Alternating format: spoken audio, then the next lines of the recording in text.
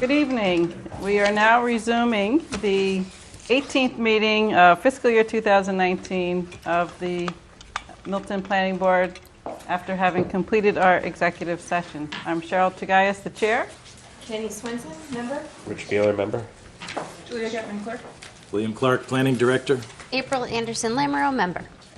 Okay, so first on our agenda, administrative items. Our next meeting dates are March 14th, next week, and then March 28th.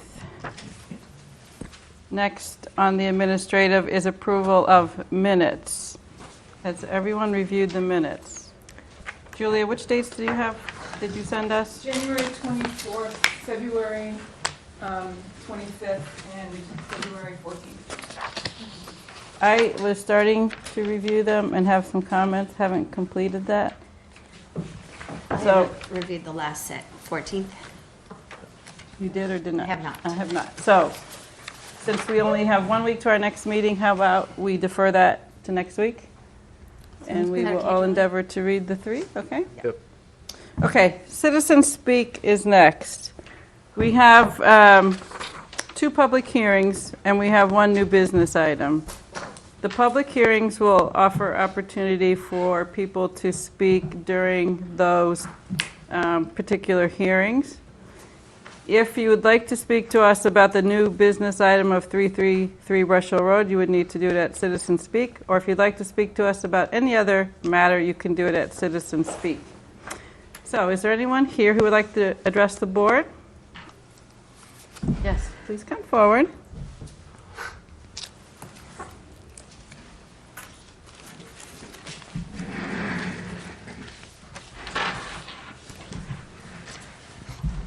Good evening. My name is, I have 2 names, Julie Ali, also known as Julie Pancham Singh Barakat, to the board.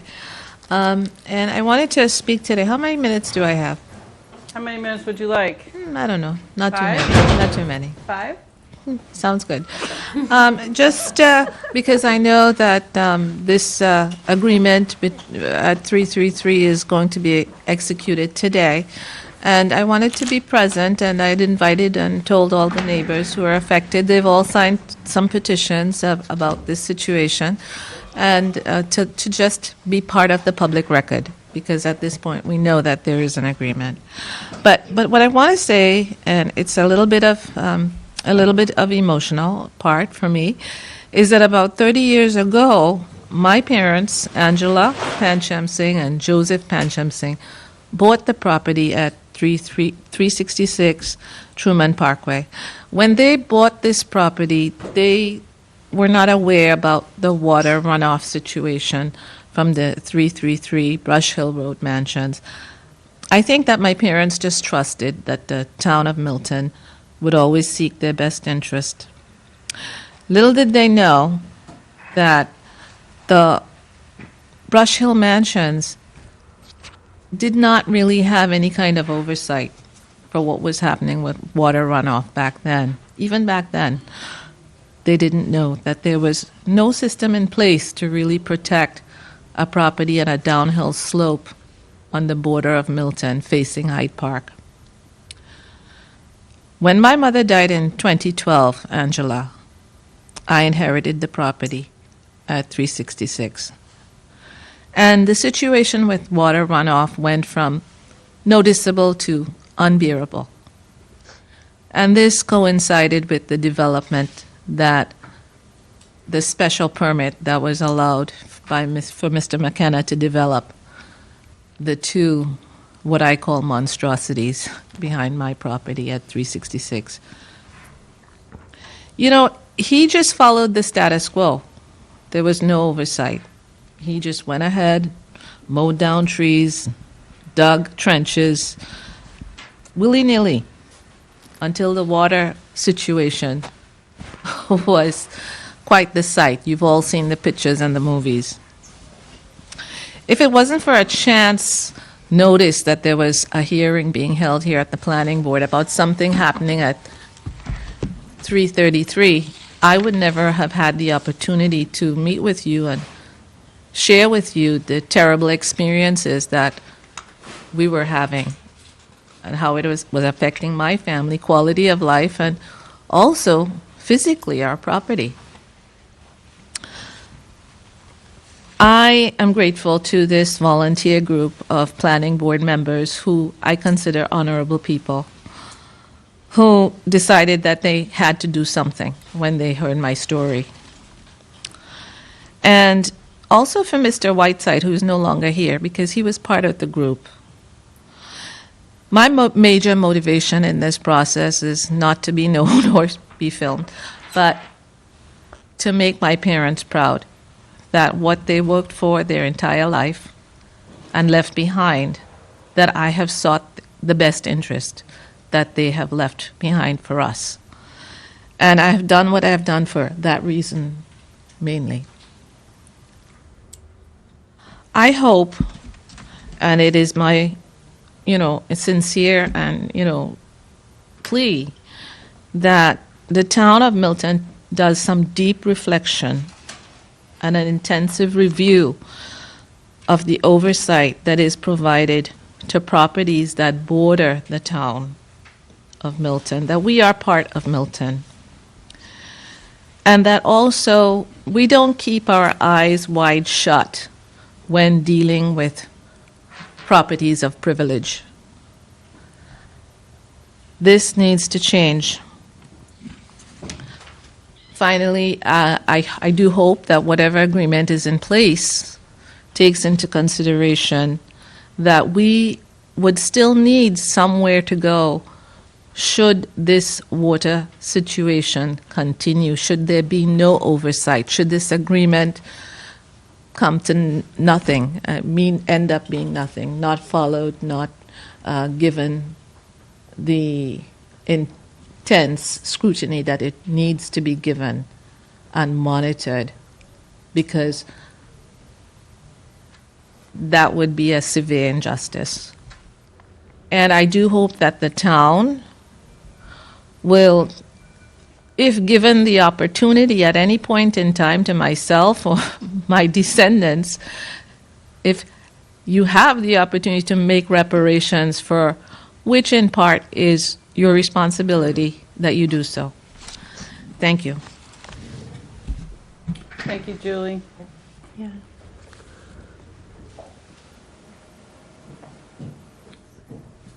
I'll make a comment about the monitoring when we bring that, when we get to the topic on the agenda. Is there anyone else who would like to speak to us on for Citizen Speak? Okay. Seeing none, we will move to new business, which is the reviewing and executing the amended site plan approval for 333 Brush Hill Road, which includes executing a settlement agreement between the developer, the condo association, and the planning board. So this has been a subject the planning board has tried to address, as the prior speaker mentioned, for I think approximately 2 years. There's been a lot of input. There's been a lot of good faith effort at trying to come to a resolution amongst all the parties. And we're pleased that the parties have come to an agreement. That agreement does include oversight and pretty extensive oversight with remedy. So with remedy meaning coming back to the planning board by the person or the company that's being designated to review or to provide the oversight. And that oversight will be on a very regular basis. So once these documents are executed, they'll be available for the public. And in fact, Julie, we can have a copy available for you this evening after we take our vote and execute the agreements. Otherwise, they'll be available through the planning department's office. And that would include the attachments, which are the drainage plan and the landscape plan, which would be important documents, I think. So with that, any members of the board have any other comments they'd like to make before we move to a motion? I move to approve and execute the amended site plan and settlement agreement. 4333. 4333 Brush Hill Road. Is there a second? Second. Any discussion? All those in favor? Aye. Aye. Aye. Okay, it's unanimous. Now, Kevin? you have- Yes, I just have some. Town council, yes, okay.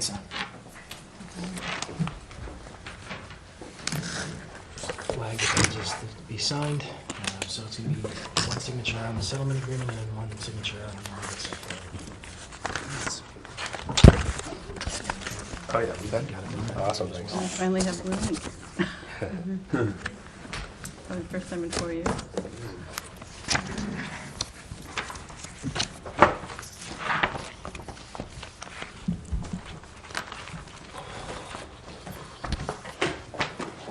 Can I borrow your pen? Just so folks in the room and maybe watching know, our next agenda item will be the public hearing for 7 Pleasant Street, the Bent site plan approval. And following that will be Wolcott Wood special permit, continuing the public hearing on that.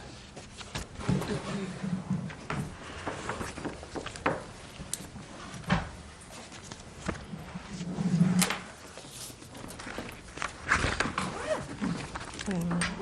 Oh, so you sign it twice for each packet?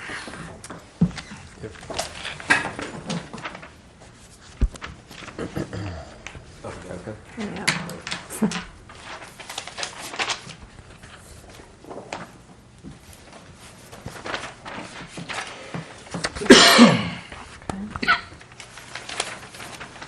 One more coming.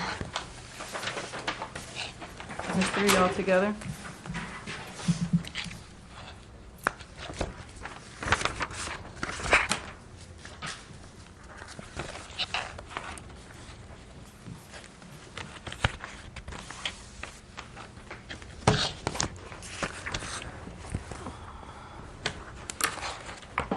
There's 1.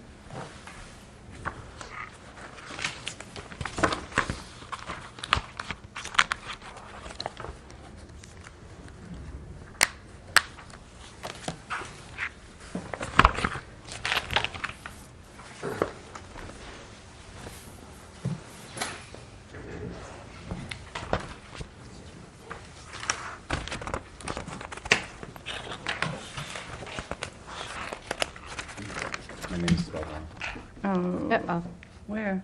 on the signature page. Not on this one, so which one? Oh, it is on both, yep. Who is? Brian's misspelled. Apologize. Is that all right? Just cross it out that's fine. with the correct spelling in. Initially.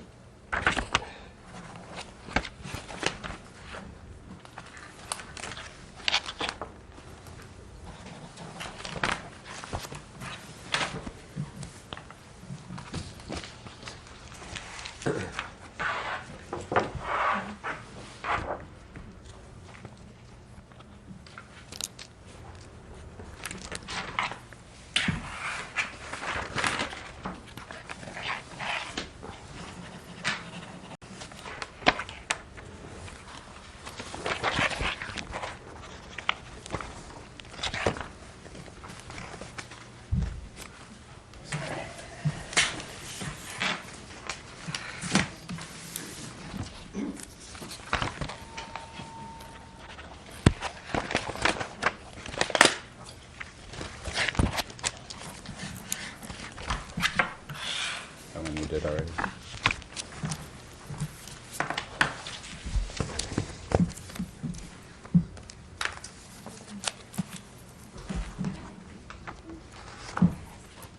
Bill, do you need your pen back? I don't want to throw it at you. I'm gonna walk. Sorry to be so civilized. You're welcome. Thank you. Okay. The continuation of this, thank you, Mr. Udi, thank you, Thank Mr. you. Freitag, for your work on that.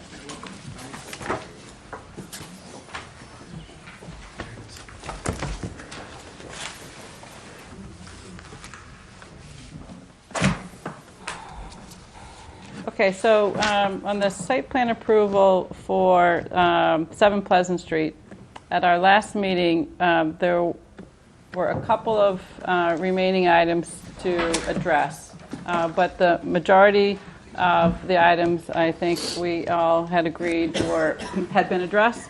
One had to do with the lighting, particularly the site lighting and the parking, and then one had to do with just having an updated site plan. We received 2 emails since that meeting. After the first set of emails, both Rich and I sent comments back to the applicant through Bill, and then that, I think, is what led to the second email, which we both have reviewed. So if you'd like to come forward, Marion and others, we can take it from there.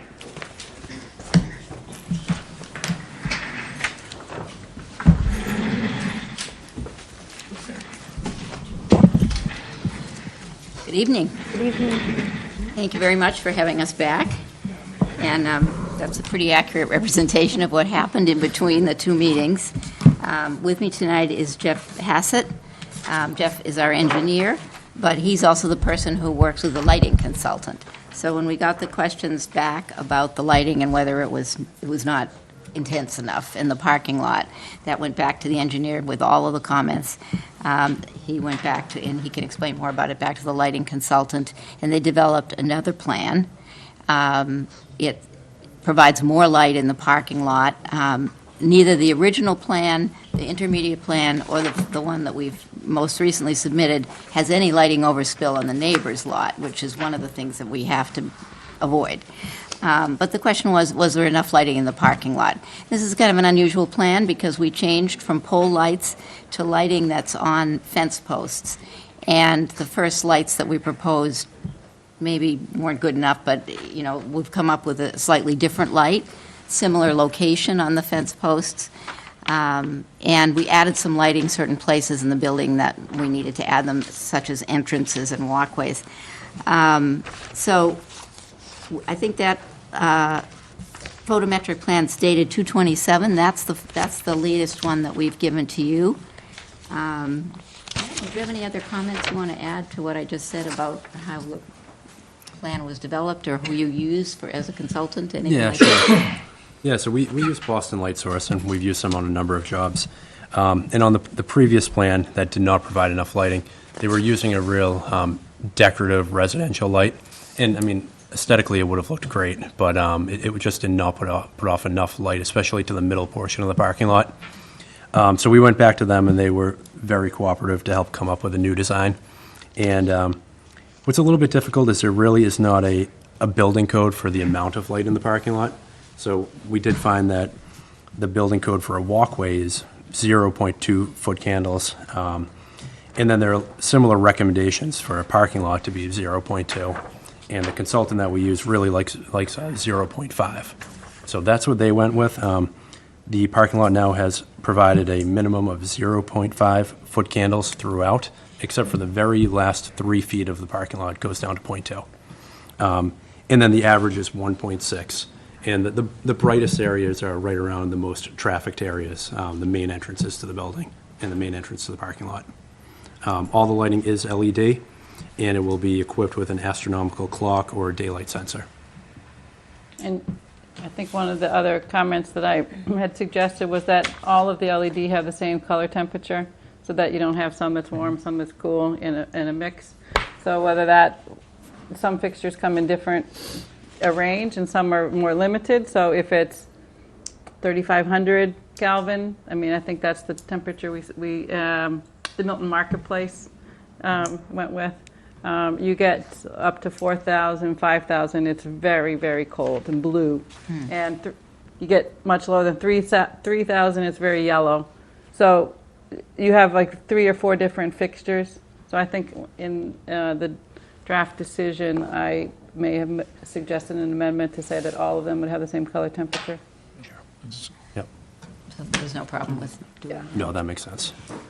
I know my personal preference isn't for the very white. No, that's just me. I agree. But I think of this lighting as something that's almost more like garden or residential lighting, but it has to be adequate to light the parking lot.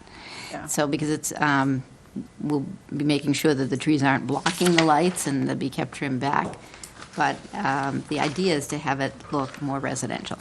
Well, the other comment I had was about lighting the path of egress, is because you do have multifamily and you have exits, and you do have, Yeah. the building code does require you to light that path to the public way. Yeah. So that, Absolutely. some lights were added there too, I think, so. Yep. One thing I did notice was that the site plan is not updated with the locations of the fixtures that are on the photometric plan. I think it's a simple fix, you can update it, but it doesn't, there's some pole mount fixtures. On that blue blank screen, there's some pole mount fixtures. Yeah, that is true. Yeah, that's You true. still The have them? the photometric plan Is the most up to has date. been revised more recently than the site plan.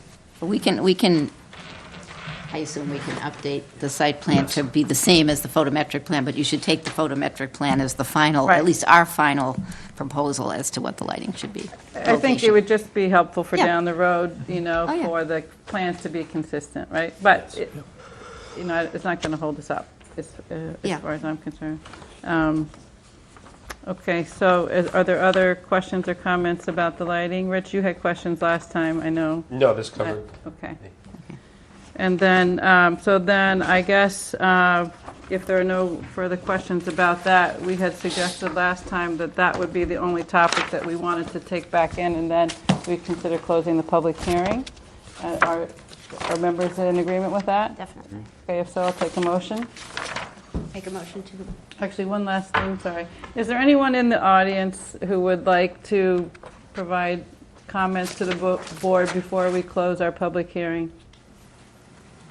Seeing none, I'll take the motion. I'd like to make a motion to close the public hearing on the site plan approval application for 7 Pleasant Street. A second? Second. All those in favor? Aye. Aye. Okay, now we have a draft decision. Did everyone get a chance to review it? Okay, did you, Marion, did you want to run through anything that there were comments? Sure. Okay.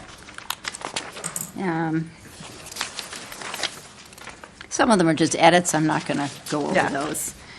There's plenty of typos and things, that unfortunately, my products have typos, and that's, I'm very glad to have them checked.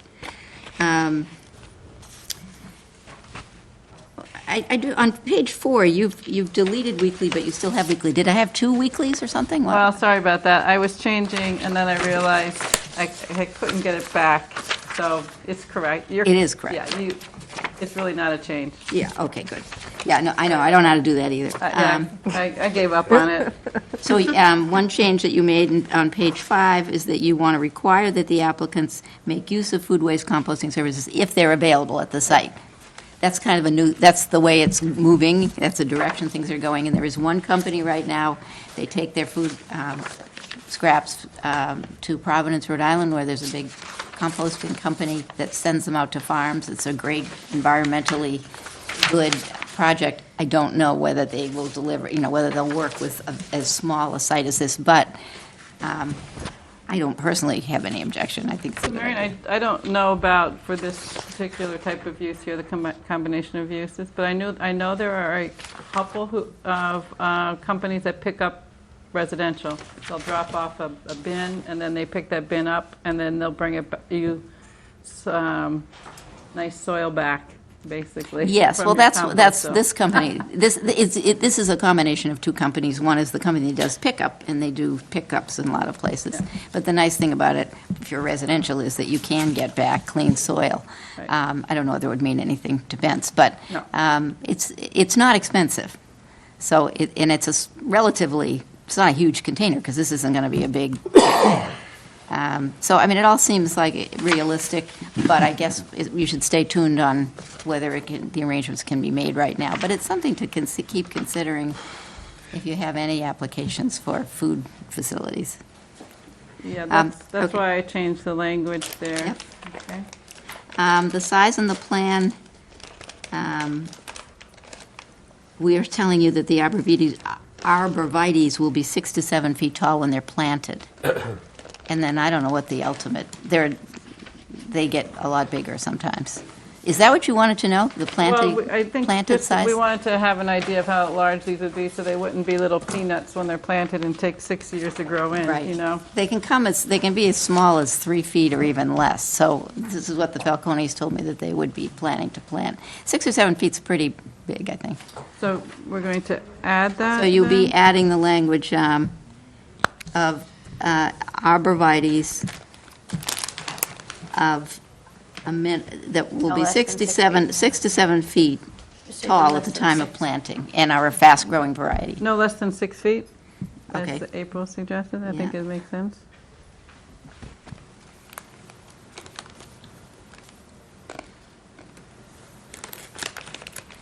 So 6 feet in height at time of planting?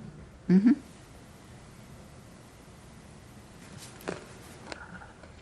Okay. Bill, are you going to make that up here? Are we, Trying to find what number. This is on page 5, number, it's B. 1B, 1B. One. Page 8. Yeah, B1, yeah. It's on page what's again? 5. It's also on page 8. On page 8 again? Well, it's 5 on the Yeah, all right, we'll come the to, edited Oh, I copy. see, okay. we'll come to it, I Making guess, right? The applicant provide vegetative screening consisting of arborvitae's. No less, And under where it says shielding, noise, and light?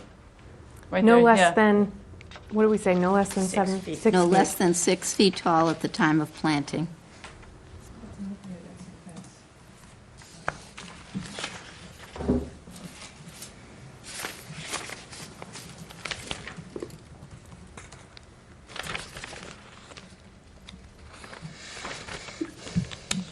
Okay.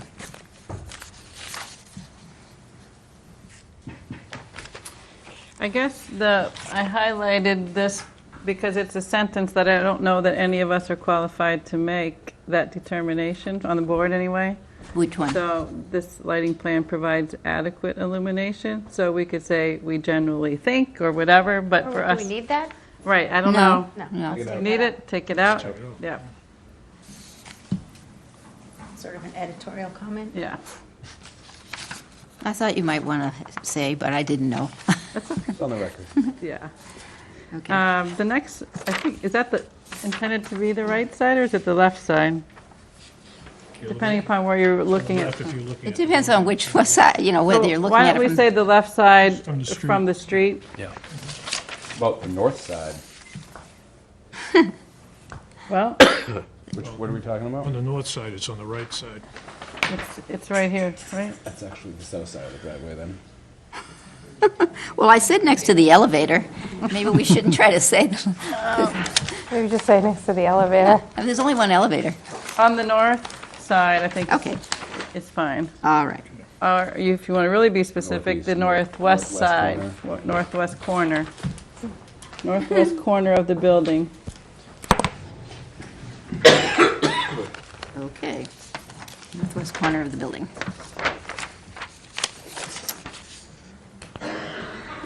Okay, on to 2B. That was a typo. It should have been the town engineer, not the traffic engineer. It's the town engineer that recommends these On page improvements. 6. Oh, okay, sorry. Copy? I'm afraid we're going to Rich. She's coughing. I'm afraid we're going Oh, Poor thing. Oh, I think you just passed it.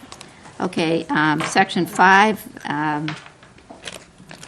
you eliminated the second, you eliminated B, so the lettering has to be corrected so that it should, C will become B. correct, right. I don't know why I didn't do Under that. 5.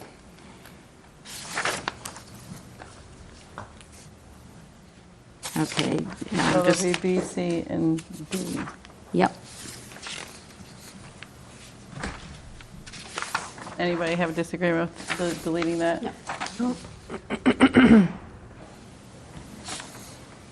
Next, Number 6, that's just to clarify Yes. sanitary versus storm. Two places there. oh, okay. Yeah. Yep. Okay. And then It's just, I just took out the dates because we put the date in one place, right? And then we don't have to put the date every Yeah. place. and catch it every place. Good idea.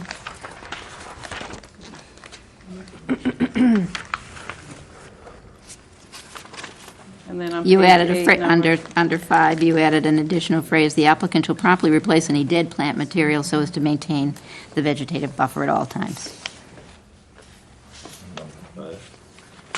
Number 5, Everyone agree with that? Yes. yeah. And then in number 7, you replaced I tied this references to with the most. the new specifications. Oh, can I make a comment about this? I would like to add some language in here that says, or substantially similar product or something, so It said exterior lighting shall be in substantial conformance, Yeah. and that's why I put that in. Now, if you want some additional language, we can add it. We didn't actually put a model number on any of these, but you have to refer to something as the basis that you're approving. So if you, Yep, so I was just thinking Lithonia lighting and Brownlee lighting, comma, or substantially similar product. You think that, substantial conformance, you think it doesn't Yes. cover it, or do you think you need to add it? I don't know, I'm not a lawyer. I did use that Mary, language you're- in other parts of the decision. I know what you're I saying. just don't want to, I mean. I don't wanna have to come back. If this Right. product is no Yeah. longer available, that you have to come back. All right, so. But if you so think you're Mary, covered, what do you then- think in terms of, She's a lawyer, she Yeah. said she thinks they're covered. I was so afraid. number 7? I guess we could say, Look on my 7th step. after lumen pulse, or or equivalent or better, I like that better. or better. I like that better. Just say or equivalent or better. As shown on the site plan, blah, blah, blah. Then there's no question. Okay, that will be inserted in number 7 after the word lumen pulse. So 1, 2, 3, 4, 5, Exterior. 6, line 6, after lumen pulse. Yeah.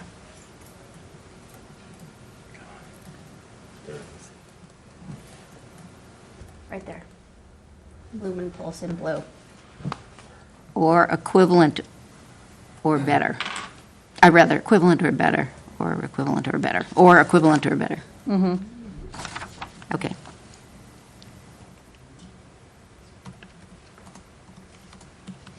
I mean, we could say 3,000 to 3,500, or just say a constant instead of giving the temperature here, if you prefer. I think it's better to give some flexibility because we don't really know. All right, so do you want to say 3 to 35. 3 to 35? I mean, those are the, 35 is like standard for almost every LED, right? That's reasonable. You want to say that? Okay. So 3,000 to 3,500. Yeah, okay.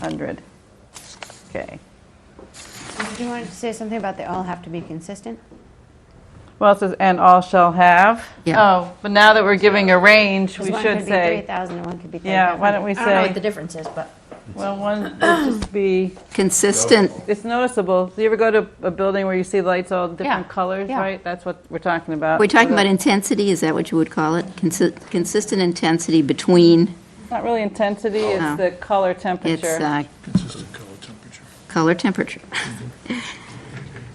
Can be consistent throughout the process. Color temperature between, 3,035.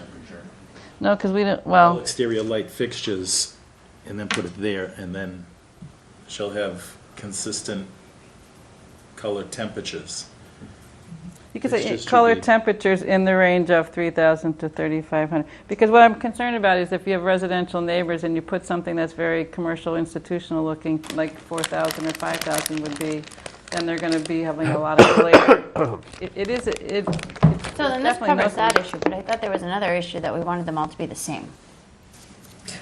Right, so you could say that all exterior light fixtures, Shall have a consistent color temperature between, right, Yeah, they'll have a yeah. consistent color temperature between, and then move the astronomical clock down. They shall be consistent, Shall shall, have a consistent color temperature. Correct. Yeah. Between 3, so actually, not where you are, but just below. Yeah. So before 3,000 K? hold it. Yeah. So you want me to take out? Take out what you Yeah, just take out added. where you were, sorry.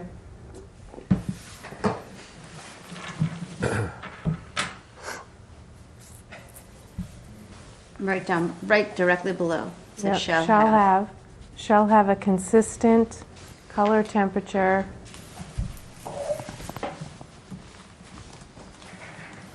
between,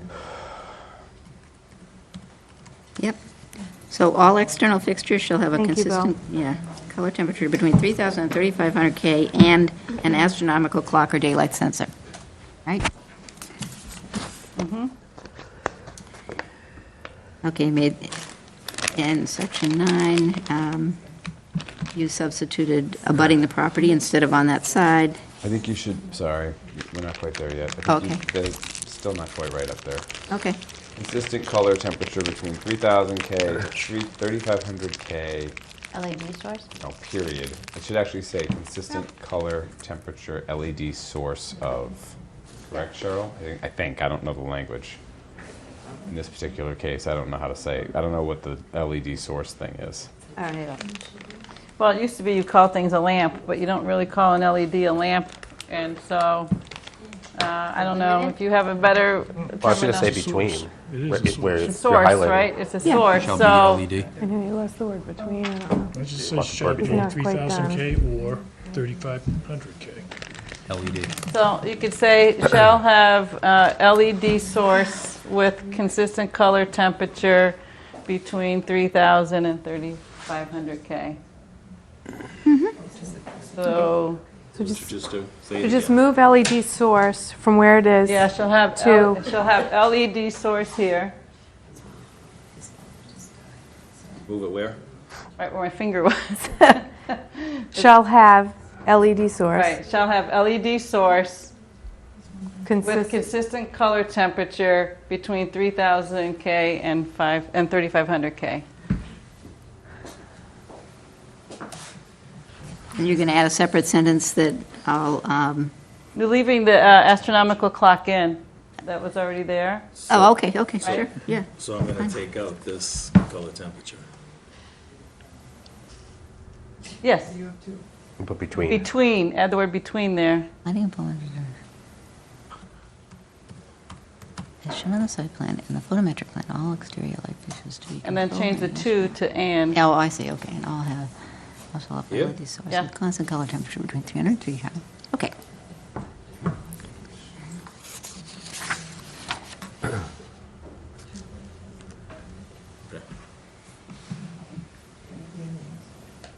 That makes sense. Okay. All right. Okay, these are just some substitutions of words. You put in abutting instead of on that side of the building. You used the right word, acoustic enclosure. And number 10, you substituted cooking for stove ventilation.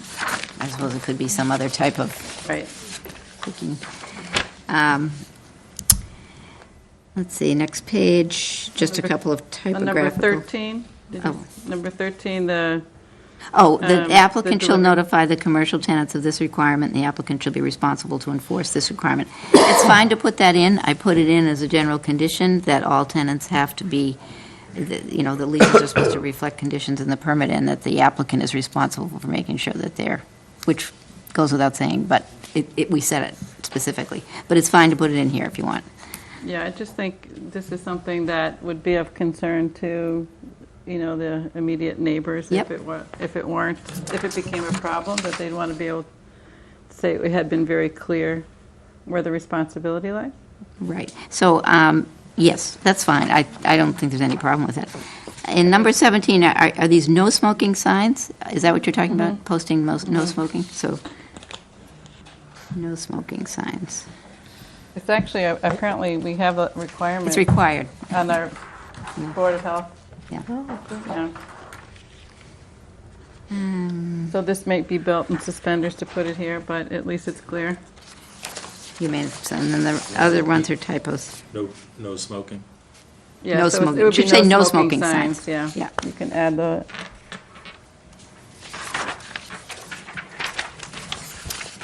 Okay, exterior of the building should be maintained in its historic appearance. Changes to the exterior shall be reviewed with the Historical Commission prior to execution. I guess I'm wondering Or, I if you don't can know. make changes because of the prior sentence. But I suppose it's a matter of degree or something. well, there was support from the Historical Commission on the application based on preserving the historic building. So I don't know how best to communicate the idea that you'd want to It's fine. Yeah, I mean, okay. I guess, because this is a condition in the special permit, in the site plan approval, and I think it's also a condition in the Board of Appeals decision, the question is, what changes could you make without going back to either Yeah. board anyway? But I think what you're doing is adding the Historical Commission and saying you want a Yeah. comment from them. Okay. That Okay. seems reasonable. The rest of these are all just typographical on this Right. page, and I think that's it. And did it make sense to you on number 30 to add the building commissioner? It's the last item, number 30, on the last page. Yeah, I guess right, sure, Okay. absolutely. Did others have amendments they'd like or comments they'd like to make to this? I just want to point out that number 19 is the language that the abutters asked for about congregating in the parking lot. Yep. I'm sorry, which one? Number 19. Number 19? Okay. Thank you for including that. For discouraging congregating in the parking lot. All right, so, I have a couple. okay, Brian? So on the parking, 19 and, I'm sorry, 11 and 12.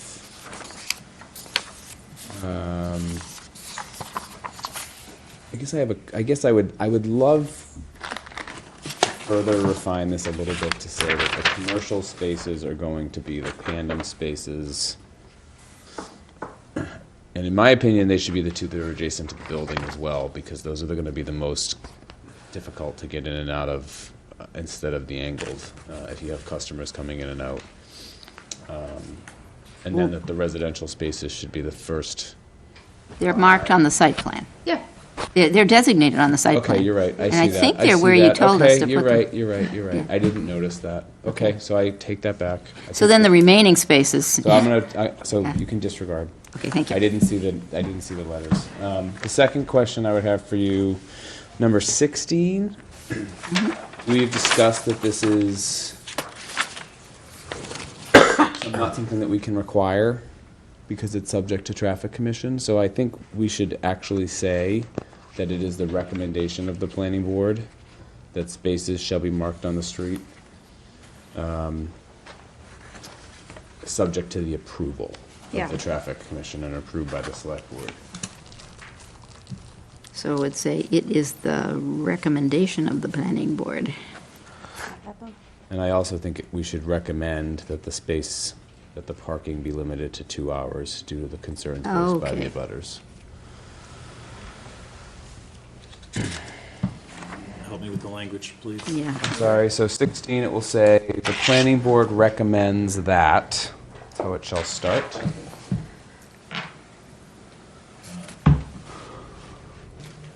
And that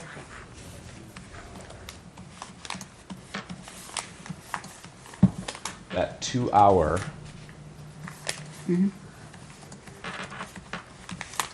And that spaces be restricted to 2-hour, parking spaces that, as shown on the plan, be restricted to 2-hour parking, something like that. well, I'm just calling them 2-hour parking spaces. I think that will give the Okay. Board of Selectmen what we're, and then just change recommendation to approval down below when it refers to traffic commission. So subject to approval of instead of recommendation. Well, that's by. because the Traffic Commission recommends the selectmen have to vote it.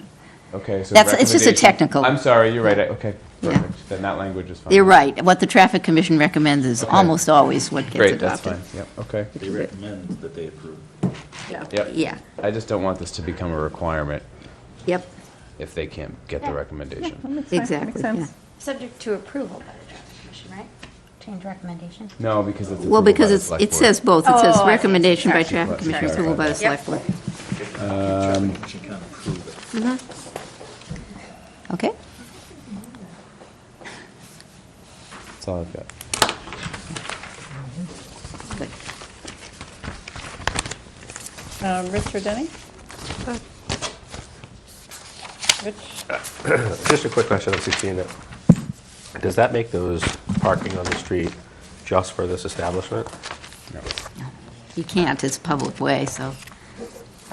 Okay, I only ask because I saw one recently in town that says a specific name of a place, and I didn't I mean, traffic commission could They can do that. probably. I suppose the guess that's my traffic question. commission I don't know how you could do enforce it, that. by the Yeah. way. Okay. Yeah, I don't either. You see it in shopping centers all the time. It's pretty hard to enforce. On a public street. Yeah, on public street, I don't think. I've The seen it. kitchen place in East Milton, there's a sign on the street and it says parking only. What place? You know, Kitchen. place? Kitchen Cabinet place? consultant, Kitchen cabinet consultant. The old bike infirmary. can't- Dave's That's Bike probably Infirmary. He illegal. put his own sign up. Oh, okay. Well, you just got him busted. Sorry. I just Nice didn't know if job, that Rich. was. Hope you don't need cabinets. Sorry. I'm not getting a discount. I just didn't know if that is something that you can do or we could do. So, Marion, do you think it makes sense our practice is now to send this to town council to review? We can make a vote subject to that and subject to receipt of a revised plan with the lighting locations on it. And then we can sign next week if it's ready then, or we can sign, hold the signature pages, do that. Okay? That was just signed, yeah. All right, so if there's no other comment, then I'll take a motion. You want to do that? Nope. I will make a motion to approve the site plan approval for 7-9 Pleasant Street, with the condition that it is reviewed and approved by town council, and with an updated site plan approval submitted to our town plan. A second. Any further discussion? All those in favor? Aye. Aye. Thank Okay, you. thank you. Very much. We'll sign them at the end, or now? At the end. At the end, so we'll move on to our next public What hearing. did I just set up? You want to just pass them around? Yeah, while they're setting up, yeah, pass them around. Thank you. Thank you. Thank you very much. Thank you. Bye, thanks.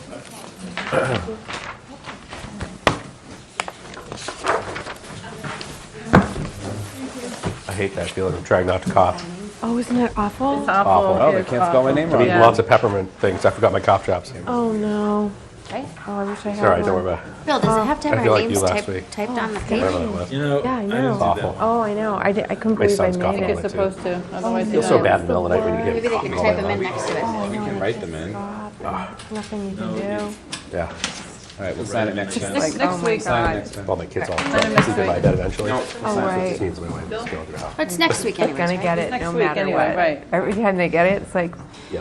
here it comes. I see cough drops. Do you need any? Oh, can I have one? Yes. They're a little old. Oh, that's, Thank you so much. Yeah. that is nice.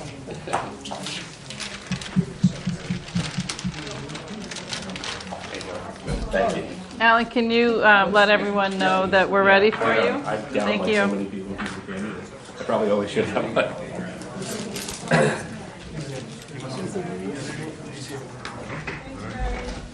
Oh, so great. We got So you I pretty guess- close to your Oh, time. look at that, thanks. This is somewhat miraculous. Oh, We we're actually made a decision tonight and everything. two. Imagine. I know. 2 decisions. Hey, And we're very anxious to hear about the landscape. I'm eager to talk about it. We're gonna get out by our 10 o'clock deadline, right? oh, yeah. Oh, yeah. Yeah, I'm I'm gonna lose one of us. pretty comfortable with that.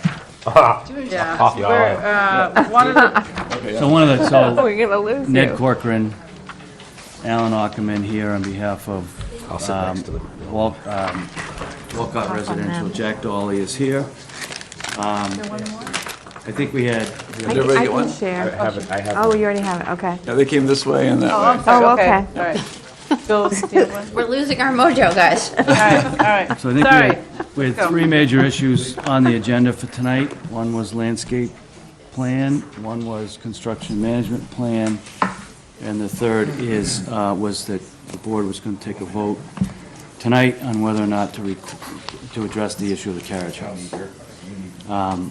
In light of the fact that we received some new correspondence from the Historical Commission last evening that we're looking at, and a couple of other issues that we're looking at more carefully with respect to the carriage house, we'd ask the board to postpone that vote until next week. We're planning to meet with the Historical Commission next Wednesday So we'd ask the board to hold on that. And the Discussion commission was apprised of that, so that's why they're not here. Right. The historical commission. Can I ask a question about that? Is that with the expectation you're going to come to some sort of agreement? Okay. And the expectation is that they'll attend next week's meeting. Okay. Thank you. So that obviously squeezes down the time for the agenda tonight. Yeah, that's I good. just wanted, because these were here and we didn't have time to go through those before, I know Jim's not here, but perhaps one of you, maybe Jack, would want to go through these, because I do appreciate the time that, and it gives us a better idea of some of those materials and the quality. So before we wrap up, let's do that. Absolutely. So I think we'd start with the plan with landscape architecture, drop into construction management, and then sort of figure out what we think is left and how do we want to proceed Okay, from there. sounds All good. right? And so then just, the sheet I just passed out is just a quick follow-up to a loose thread from the last meeting. We had a couple of buildings that were the sort of symmetrical buildings, the DD and BB, that Right. were unsettling or unsatisfying. No love on Valentine's Day, however we want to. Even with the cupcakes. Right, the cupcakes didn't even do it. So we looked at it a couple different ways and realized the best solution was to not pair any unit types, so they're all BC, CB, DB, DCs now. So we got rid of that condition where we had that symmetrical building. So cleanest, easiest way to Good. take care Very of good, that. thank you. So if I could have the clicker, where'd that go? Here, all right. We're good. Pardon? Yeah, that's my little pile. What page? No, or- that's okay. I can- Number of slides, you have 52 slides. Yep. Which one do you want to go to? 52. I can click. Yep. All right, so we started, this presentation is the same one as we had Haven't been there for on the 14th, so all the slides are dated on the 14th. These first ones, we'll just skip over the tree preservation ones. The material we want to cover with landscape tonight is both to talk about the landscape concept and what the landscape elements are and what the components of the site design and community character are in regards to landscape, but we're also have sort of embedded and threaded through here a lot of the housekeeping items that have come up since we first started in November. So there's some of that is going to pop up as well. So first, just a bit on open space, and this table on the side is a clarification on one that I think was mid-January, where it looked like we were hitting the numbers in red, and the breakouts in the total are just to clarify. The 60% minimum open space comes to 28.23 acres, and we've broken that out so you can see how meadows, woodlands, lawn come to a total of 28.37 acres, so a little bit above the minimum requirement. And per the bylaw, the wetlands are not to be counted towards the open space. And previously, the way this table read, it looked like we were counting wetland area and coming exactly to the 100th of an acre to what we needed to meet. So we have the real total there. We're showing, however, the plan as that is because the wetlands will be part of the conservation restriction. And so the total area that would be deeded into conservation restriction would be the 60% plus the wetlands. So it's closer to, 28.6 acres rather than the 28.3 acres that are. Can you graphically add where the wetlands is on here, just so that it's clear graphically as well as numerically? Right, so as we produce the final. Yeah, as you yeah, produce yeah, the final we can do that. Yeah, so you have Yeah. So in general, the wetlands are the intermittent stream that comes through. And then there are two small wetlands. I think Yep. one is here, and one is up in here. Yep. But we'll break that out and show that more specifically. And generally, I don't know if we've ever talked specifically about how the areas are drawn, but generally the actual lines, and this is going to show up clear in some other plans, but the fence line along the entrance road, for instance, is the edge of the open space, consistent offset, generally from, edge of road, a minimum off the backs of houses of, I think the tightest point in any given spot would be 20 feet off the deck, farther obviously from the building itself.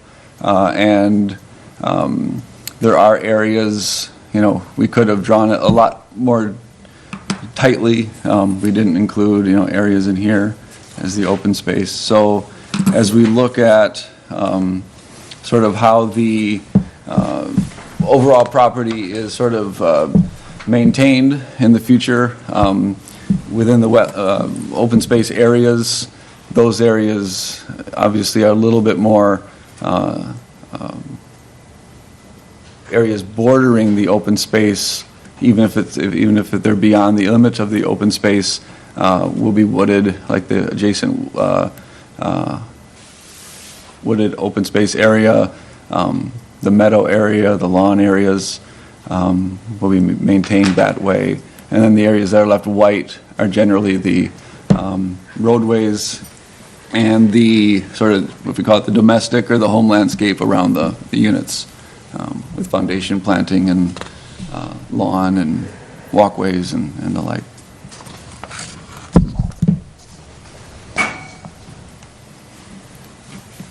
Any questions about the open space as we move on?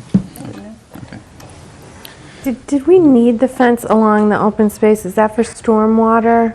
I just need, we've had so many meetings, Sure. I'm having trouble remembering, that, I know we needed the fence by the stormwater down. Oh, down at the entrance. But- Yeah, we're but going to did talk we about need that it- specifically. Did we need the fence along? Is it because it's replacing an old fence, or? Yeah, if you want. Yeah, so we'll, Yeah, so the currently, this is the path of the middle driveway. Yeah. And as you go up now, well, previously, we think the fence has come down. There was a split rail fence that went parallel to that driveway along the edge of the meadow. Mm-hmm. And that needs to be replaced, and the idea would be it would be replaced along the edge of the meadow as you come along here. Okay. And it'd be a split rail. The other one we'll get to is the fencing that would be around this detention basin here, and the request that there be some sort of a better barrier to protect against someone accidentally or on purpose diving into a full detention basin. How deep is that, though? It's a couple feet. Yeah, it's a couple of feet. It was, the Historical Commission thinks we don't need it. We don't think we need it. Others, it was something that was addressed by Stantec in Yeah, the all peer right, review. yeah. And I think it's is there an appropriate alternative? We've looked at the fencing a component, but there's some other ideas that we'll get to when we get to that. Yep. Okay, good to move on? Yes, thank you. so the landscape set follows to a great degree the layout of the civil set. So we generally have the site divided into 4 quarters, and then detailed plans that address the entrance, the Devon's cluster, the manor house, typical units, and the Walcott house to show how these areas are treated. So we'll flip through these quickly, explain how the sheets work, and then dig into sort of each with more, and dig into the issues that each raise. So each of those quarters describe, in the layout sheets that, in the sheets that have been part of the submission, typical planting species, how the areas are treated, whether they're maintained as woodlands, identifying existing trees that have been surveyed. Street trees are called out on these plans. Areas where we are, for instance, that cottage that's up against the edge of the property line here, that'll be removed. That area will be Tennis court. in the tennis court down below, right there, so that when that surface is removed and the cottage is removed, the new planting will go in to naturalize those areas. So those, and street trees in general, trees, general treatment are addressed in those 4 quadrant sheets. And I think the issue sort of that's come up that those sheets address are the street tree layout and then the tree planting design, which is an issue we want to talk about anyhow, but it came up, of course, because of the variance request.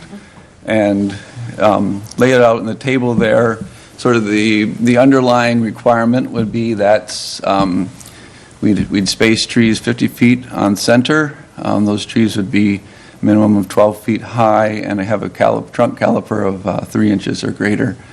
So we have highlighted here roughly 3,800 linear feet of new road, which would amount to roughly 152 new trees planted out, soldiered out either side of the road, 50 feet on center. Conditions sort of affecting doing something like that, and you recognize that a requirement like that is more typically of would be appropriate in what we would typically do in a more conventional subdivision, where we have a conventional street right-of-way, 54 feet wide with a, right-of-way to either side of the roadway, and trees that would be in that right-of-way and would become town responsibility. We have a different sort of road here and a different sort of landscape character to preserve. So we have the meadow coming up the center, and we have the existing trees and woodland area that our roadway runs along.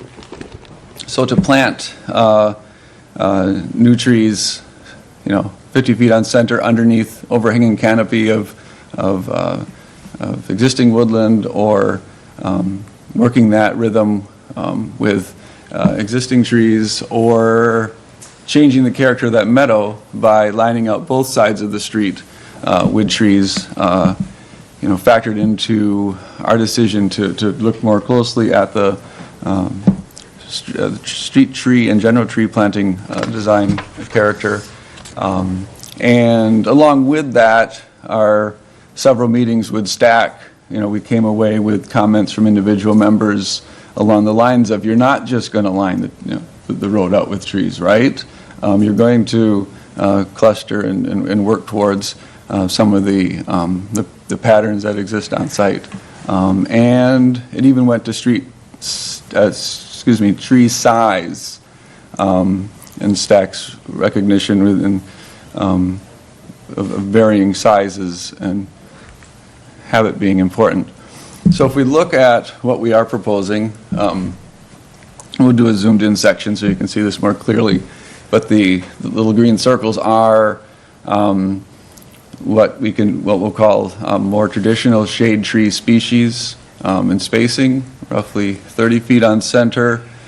Here, for instance, along the upper side of the meadow, we do want to line out street trees to filter views of the houses that look down across the upper meadow.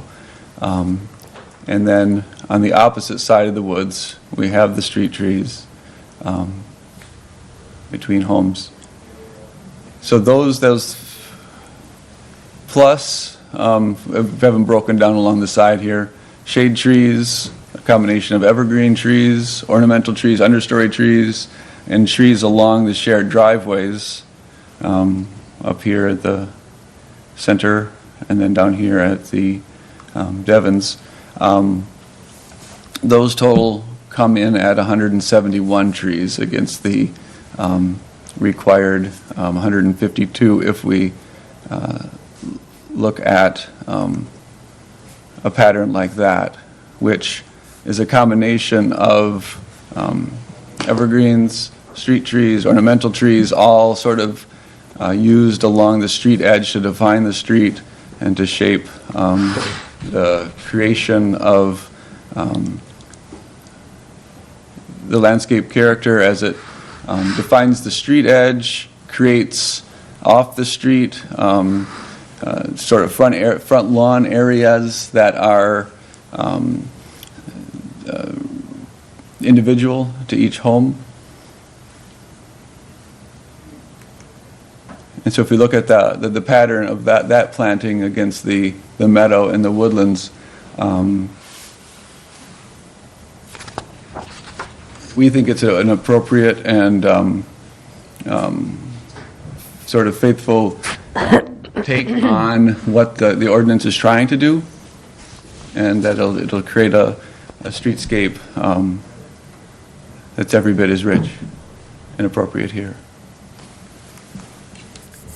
So I want to, and I'm not sure if we showed a slide similar to this back in November when we started, but this is a more mature example of a Northland project, and sort of, in really the sort of landscape character and at a similar home type to this one, and the sort of planting and street edge with fencing and understory planting, street trees that we achieved to. This is, blue sky days and everything's blooming. Northland has a project on the Cape, which is one of the few private roads that we have access to by Google Street View. So this is a little bit more luck of the draw, dropping in on a day in the fall with Google to show the sort of landscape character that is typical of a Northland project and of our design work as a team. Again, these a couple years after installation, and we have some similar conditions here to what we're doing and proposing, a rhythm of street trees, underplanting.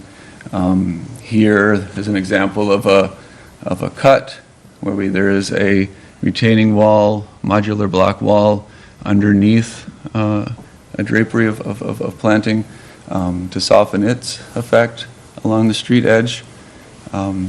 So we wanted to show you this just in terms of what our work looks like after a few years. The local example, Woodmere, of course, is the oldest, most established planting is hardly 3 years old. Plantings are just beginning to come in and get established. And I included this shot to show an example because we wanted to talk as well today in further depth about the issue of garage views and how the landscape seeks to address and work with sort of the total design as represented in the team of civil architecture, land planning, and the landscape architecture. And I included this picture as a little bit of a story on ourselves. It's a street at the villages of Brookside and Bourne. Jack will remember the day well when the whole team had to go down because the sales were going well, the buildings were going up fast, and here we had a case where the garage doors soldier down the course, right? This is a street of 39 homes, almost as big as our whole project here at Walcott, between two fairways, and there go the garage doors. And what did we do to ourselves? And I wasn't particularly worried because I knew what was in the planting specs and what was coming, and that's what it looks like. See the fire hydrant there, some of those same garbage totes, this shrubbery here. There's the shrubbery a little younger. The same hydrant, some of the same garbage totes. So if we look at what the planting does in a relatively quick time frame, this is 2006 to 14, but clearly it's well before then, and it never was an issue. We worried about it as a team, and very quickly the planting in the spring took over, and it works. So moving into some of the detail areas, the landscape set takes us from what we're doing at the entrance, the existing entrance, the new entrance, the basin. Moving up the hill, the set characterizes and shows, calls out all the planting around the Devon's cluster, shows the hardscape character, calls out any fencing, shows in the between the layout materials page and the planting page, the dashed line is in all these sheets is the edge of the open space, grading, and again the typical planting around the manor house, the homes above the manor house, and Walcott. So if we look at each of these in more detail with some color thrown on and highlighting some of the issues that have come up throughout our discussion as we move up the hill in that same pattern. So as we look at this first section of the project, questions have come up regarding the old entrance, how that's treated, the new entrance. We want to talk more tonight about the fencing that Denny already brought up about around the infiltration area and its character, and then move up the hill to Devon's Field, and then continue up. So you've seen these a couple times now. The old entrance, 37 or so feet wide, gets infilled with stone or stone to match from the new opening. We plant up the opening. The path, pedestrian path, is behind, sort of in the light, in the field behind this dense piece of set of growth. And then as it crosses where the old driveway was, there's a cart path in the woods where it follows its course that way. The new entrance will be 34 feet between pier to pier, so a little tighter than the existing opening. The wall will be flared back with piers at the end of each flare, and similar to what we did over at Woodmere, the only long-term signage will be inscribed in the capstone of the pier cap, Walcott Woods. During construction, there would be a temporary sign that identifies the opportunity to buy homes, but after the project is complete, this is all that remains, is the two piers with a name.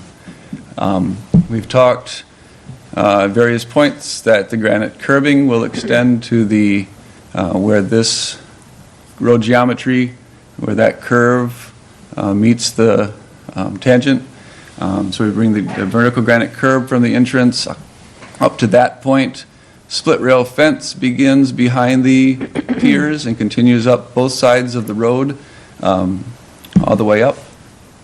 We have a crosswalk for the path that will link to the sidewalk that will follow the street uphill. The path there, the walking path, is a pervious stabilized stone surface, and then the sidewalk up the hill is asphalt. And there is you can see if you are driving by, there is a catch basin right there, which is more or less the center of the new opening. Most of you have seen it on the sidewalks. There's a utility pole here that has an existing light. So the submitted set on the infiltration area both didn't strike the board's eyes very softly, and Stantec had, the peer review had some concerns as well, so that it developed both in terms of aesthetics and performance, in terms of how much water it can handle, wind.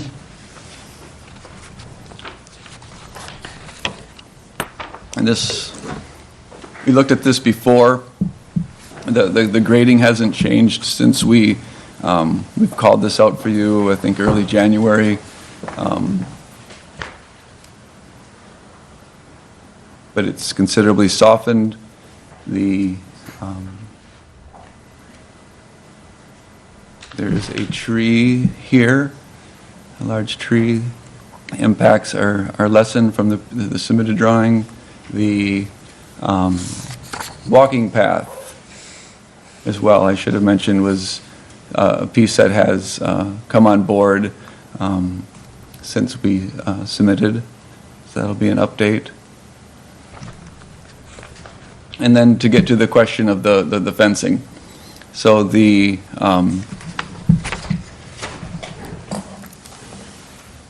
concern when the concern when the path was added here was that now we're bringing people across the road along the basin, whereas before people skirted the edge behind the split rail fence that was already scheduled to go up along the sidewalk. So the question from the peer reviewer was, should we, and the recommendation was that we should protect, fence, keep people out of the basin by the addition of some sort of fencing. And the question is, what sort of fence? We have the precedent on site of the 3-rail fence that goes up through Devon's Field, and that the historic board and our own impulse is to use along Canton Ave, along Canton Ave from the driveway for 1776. There is existing 3-rail fence. It's more of a round rail, not split. So there is that fence as well. Our thought is to use the split rail fence and to make it sort of inaccessible, to back it with a chain link fence. We have experience of doing that on another project. There it was the round rail where we had some areas that we needed to keep enclosed, and it performs well. It's largely visually it recedes very quickly behind the rail, and it's been effective.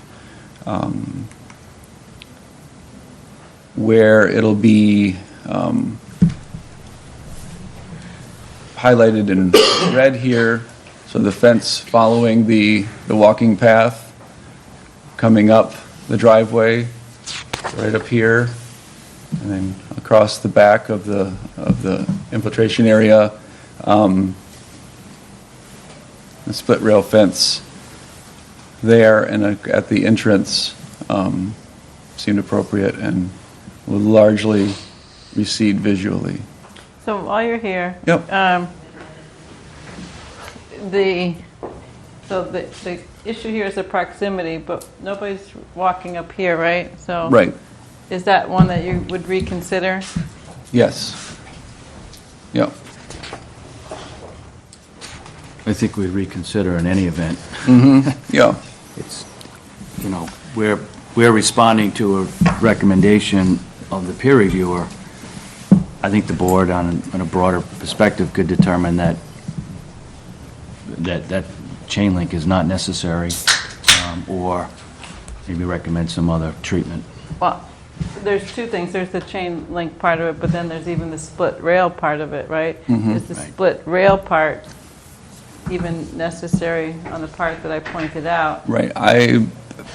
Presumably nobody's walking through the woods there, or I mean, landscape material could be a deterrent, right? right. The planting, we'll talk about planting next.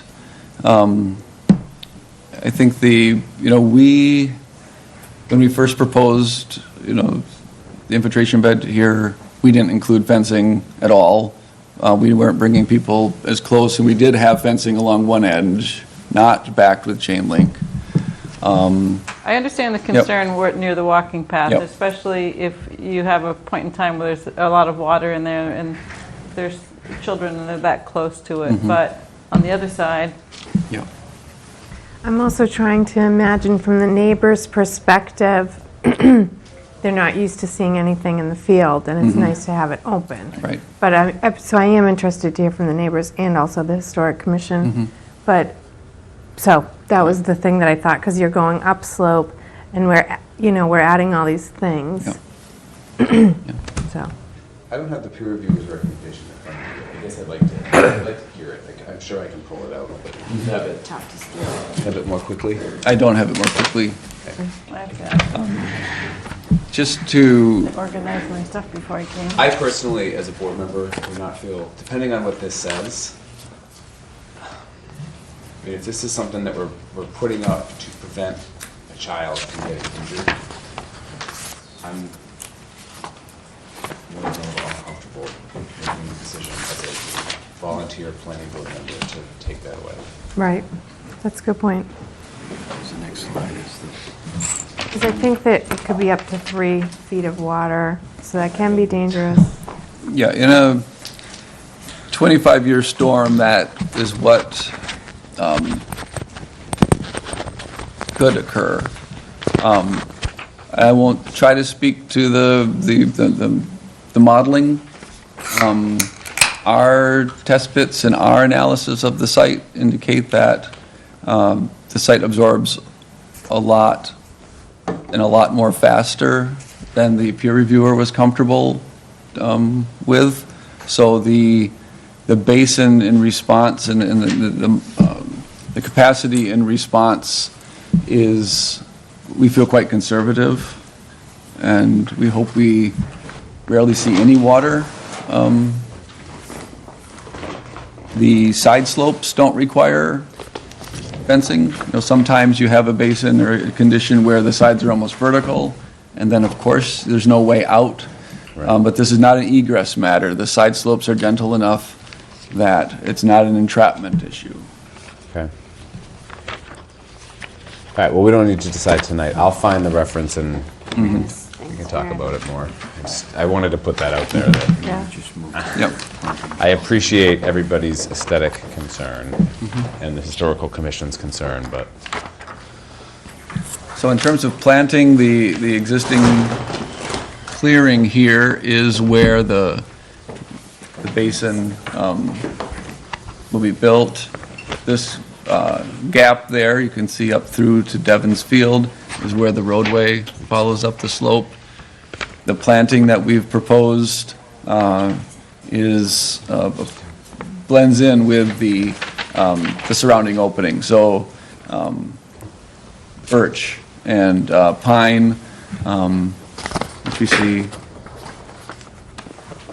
We want to plant so all around the basin so that it blends in and regains this look very quickly.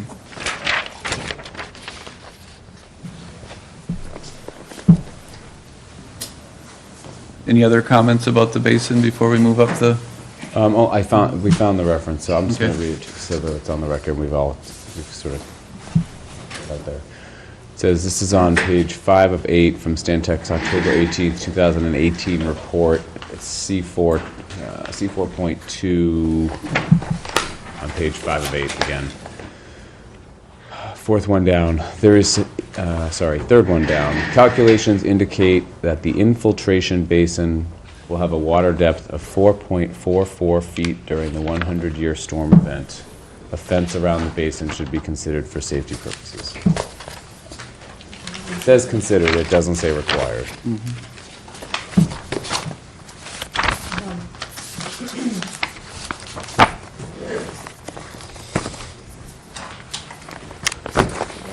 Yep. Okay. So moving up the hill to Devon's, I have on here the finished floor elevations, the existing, of course, in Devon's, and then the proposed for buildings 1 and 2, and along with the roof peak, so that you'll see that the existing ridge of Devon's house is at 247. The new homes will be at 246. So I think there was some concern about views early on and about these buildings looming up or being out of scale or are not subservient to Devon's. So I wanted to include those. The landscape character, new foundation planting all around Devon's house, planting in the backyard to enclose the new patio. It's a little hard to see here, but just an open-ended 4 sections of a lattice top privacy fence. Between the two units, a front garden here, enclosed with a little bit of picket fence to create space for each home. You remember Jim's description of these homes and the different garage orientation and how they're configured. The existing garage to Devon's is the same, existing vegetation out front. Devon's Field across the street is the long grass mown once or twice a year with the split rail fence continuing up along both sides to there, ending here, not continuing it across right there. And then paver walks, paver bands at key points to mark edges and create a threshold. We'll talk more about those with some of the other homes. That picket fence is aluminum? No, that would be cedar. Okay.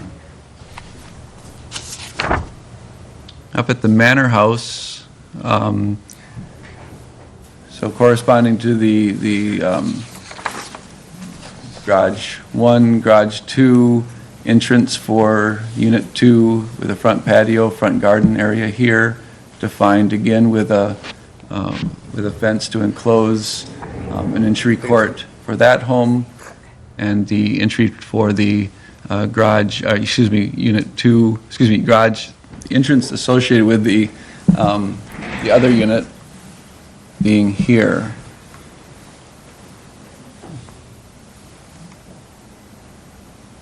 You can see in the historical photo that the entrance to the home historically was here, where this home will be entered.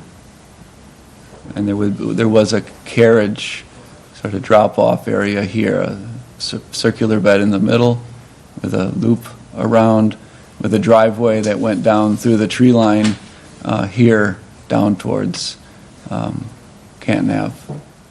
So that carriages would have come up the hill here, circled around here, and this would have been the working end of the home.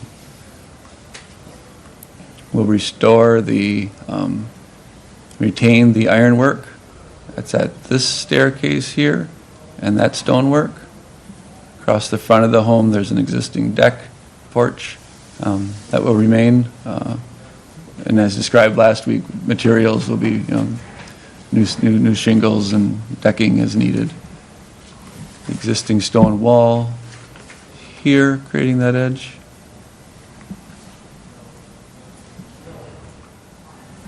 Typical homes up the street.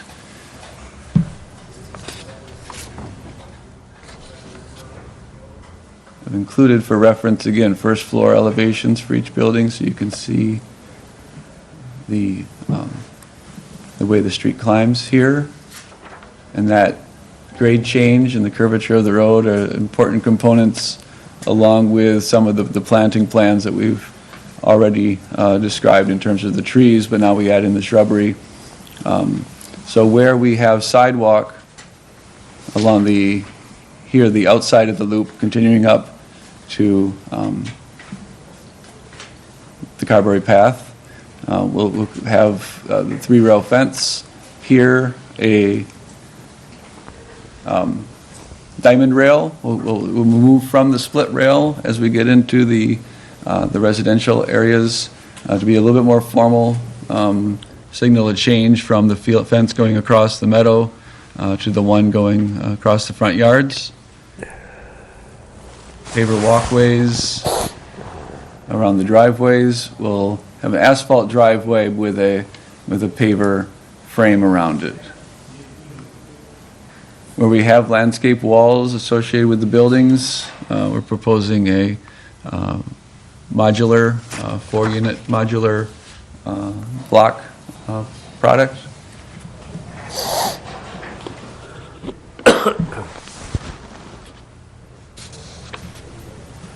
Going up to Walcott House.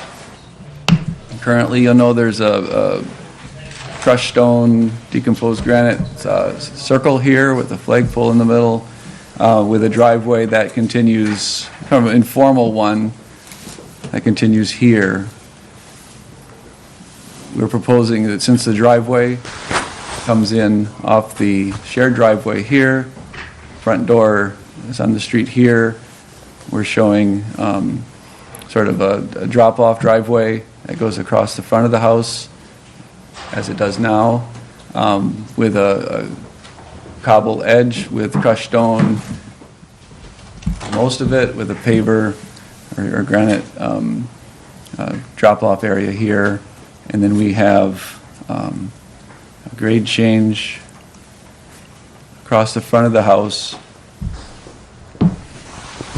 This was a section that was asked for very early on, and it's very interesting to see on a couple of different levels, both for what we're proposing, but also for what was done in the past in the construction of Walcott House. So this sort of gold line would have been the historic grade. And in the construction of Walcott House, there's a cut in the backyard of about 4 feet. We'll talk about that brick wall there. That's existing. In the front yard, there's a fill of about 7 feet here, of which part of it we're cutting here in red. We are filling about 7 feet here between buildings 14 and 15. So continuing the evolution of the site. So back in the construction of the home, the site was leveled to create the home, and we're extending that portion to push out the building envelope here for buildings 14 and 15. Zooming in again to Walcott in the backyard. Sorry, the photo's a little blurry, but there's a red brick wall here. That was that historic 4-foot cut to level the backyard. We need a wall in the front yard here to make our road grades work across the front of the home, and that'll be bisected by a couple of risers, steps here. Existing patio in the back, the red brick wall, picking up those design elements in the detailing of the new patio and the wall itself, veneering that differently than the site walls around the new buildings, using the brick again in that new wall in the front yard. So that takes us through the landscape set as submitted and as proposed treatment around the homes. The other big piece that Cheryl, you asked for throughout is a set of site sections through the upper portion of the site. So we want to show those tonight. You've had them in your, we've supplied them some meetings ago already, but we've run out of time on those evenings to get through them. So to show, just to sort of say what you're going to be seeing, lower crossing, we'll call it the lower crossing of the intermittent stream here. Elevation, road elevation is about 207. Elevation of the road surface at the upper crossing is at 263. And between the two, it's about 11, excuse me, not quite 1,100, a little over 1,000 linear feet of road. So we're going up 50-some feet. 58 feet. 58 feet in 1,000 feet. And I think even at the first meeting, we talked about this, and Deb showed a cut and fill graphic that shows that we're filling in the lower portion here and cutting here to make these road grades work in a consistent, safe way to the design parameters of this road. So the first and the last slide are going to show you the lower crossing and the upper crossing. And as you look at these sections, I've provided the sort of the same baseline across. So just for illustrative purposes, we're going from 207 here up to 263. So those are those 58 feet. So to be clear here, the blue is fill, you're building wall, and you're putting some kind of pipe to allow the stream to go through, Yep. right? Yep. And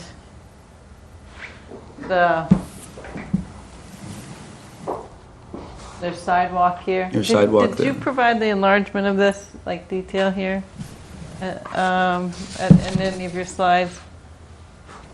Because I think one of the things that Right. you We know, did. sort of The next slide, we'll talk about that. guardrail for a vehicle. Yep. And then there's And a gotta be pedestrian safety and then rail. there's got to be the stone. Yep. So what that all that is. together looks like. Yep. Yep.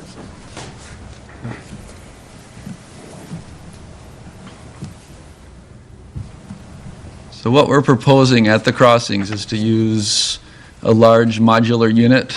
This one's by Stone Strong. It's got a sort of a chiseled granite finish. It's a big monolithic unit that is honest about the work that it's doing holding up the roadway. The faces of these look, up or downstream, not, and the pedestrian or the experience of these is looking out over top of them, not looking at the face of the wall. We need a vehicular guardrail. So in the civil set, we have detailed standard timber guardrail. And where we have to provide fall protection, we're proposing sort of an echo of the board and rail fencing we're using.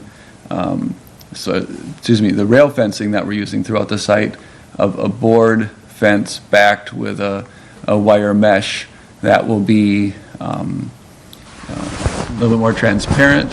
It racks well with the grade, since we do have, these aren't in all cases completely level, so we need to have a system that works well and can be racked, and then be, and we appreciate the rail fencing that we're using throughout the site, and we wanted to find a way not here to go to a picket system. But you don't really show what they look like in, like, 1 foot apart, which is what you have here. Like, this is probably 1 foot apart, right? Right. So the reality is you would have one of those, like, right behind that. Mm-hmm. And then that's right, that actual vehicle guardrail is on the sidewalk? So like if... No, the sidewalk's on one side, Yeah. just on one side. Yeah, but you have, Where's the guardrail? and Or the it- side bit? so I guess, She's saying, shouldn't the sidewalk, this guardrail be here between?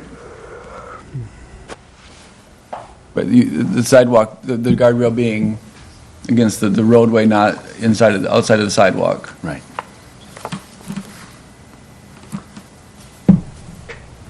I mean, normally wouldn't that, Right. that That would sol- vehicle yeah, rail right, be right. moved in towards the street so that you're protecting also the pedestrian path? Yeah, that's. And then visually, you wouldn't have them right on visually, top of right, each other right. either. That solves for that. I think that's the way we would do it. I think, for whatever reason, groupthink, Deb and I, as we were passing this back and forth, that's the way, that makes sense.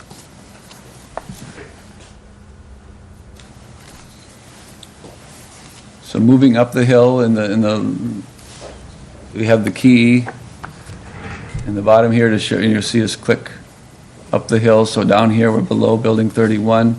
It's a rain garden here, we're just past the crossing. We have the existing grading here, which you can see that lets access down into the pond.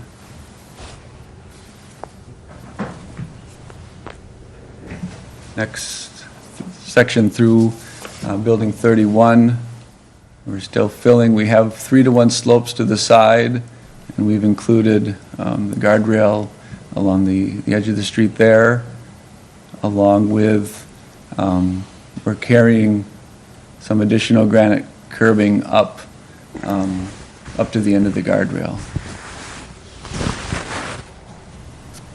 So where you are filling that close to the existing tree line, did your arborist look at the amount of dirt being put on top of the root balls? Mm-hmm. So we have, in this case, where it was a concern, we do have a retaining wall at here to save trees here. But above, we were far enough away. We were able to taper back soon enough. So is that only in one location you have to do that then? Yeah. Okay. Yeah, because it doesn't take long, and we're more or less with existing before we cut. Okay.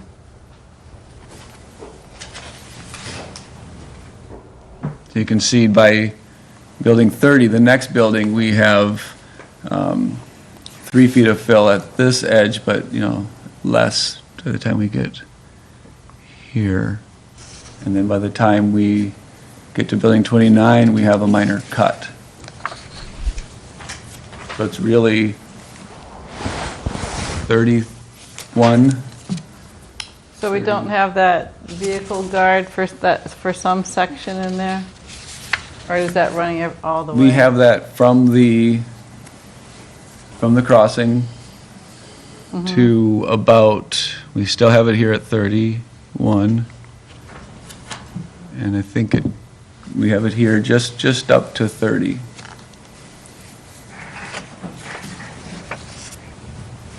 Okay. So by the time we get to 29, we have a 2-foot cut.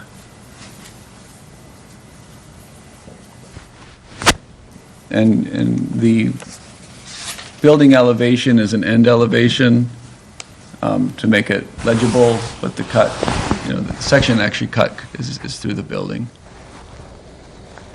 So the foundation shown in these is more true to the section than that end elevation. So by 28, we have our largest cut, and we've worked to keep the retaining wall along that edge to 4 feet. So we don't have a wall greater than 4 feet, but we have a little cut, beyond to come down to that 4-foot retaining wall. And there we propose using that same product by Versalock, a 4-unit weathered stone chiseled-like face along that edge.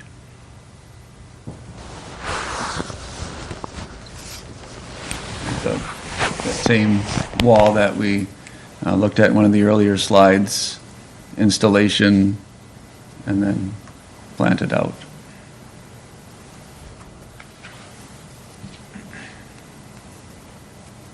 Building 27, there we have the eyebrow drive. So we have a cut for the roadway and a slight fill at the front of the unit. We're coming close again to existing grade here as we approach the upper crossing.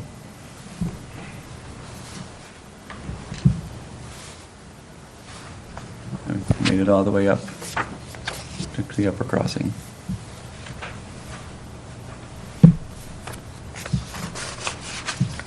And that's it. And just go back one, this is showing the guardrail on the outside of the sidewalk, again, would need to be shifted to the inside, the sidewalk, to protect the pedestrian. Yep. And these, you know, as I look at these now, I forget I think I prepared these for, I don't know, January 18, possibly, 24.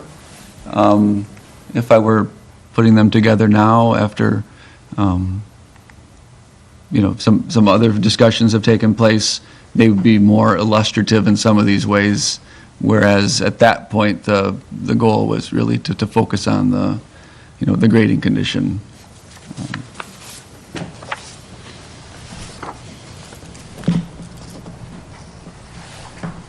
Okay, so, board members, questions or comments about the presentation on the landscape?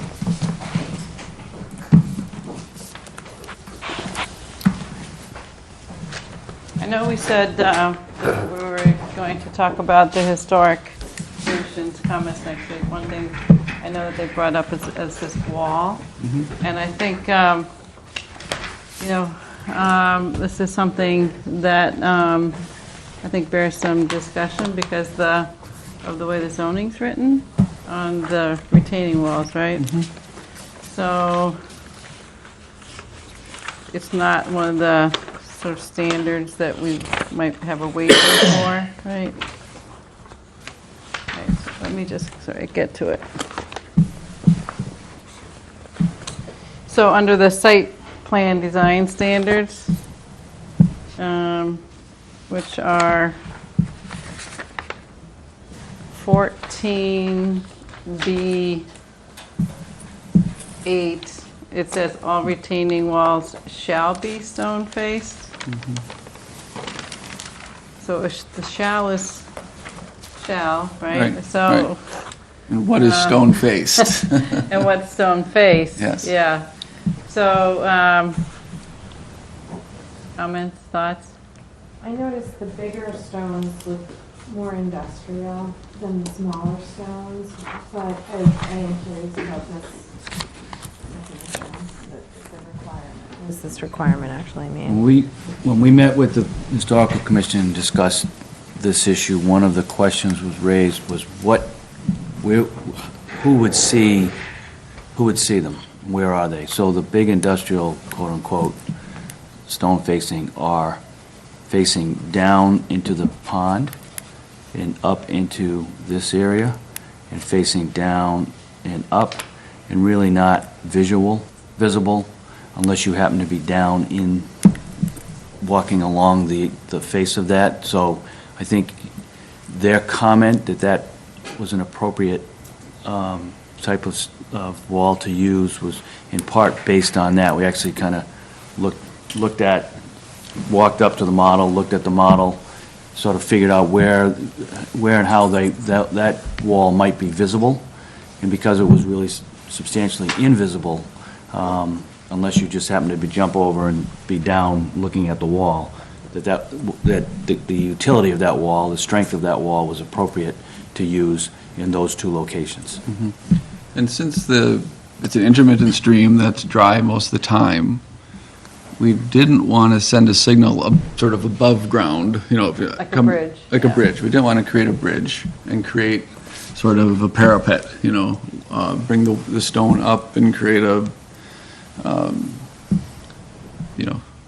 grand gesture for something that's dry. And we wanted to look over it, look into the woods, and make it disappear over time. But those beautiful arched bridges in some of the historic parks, you know, I think accomplish that well.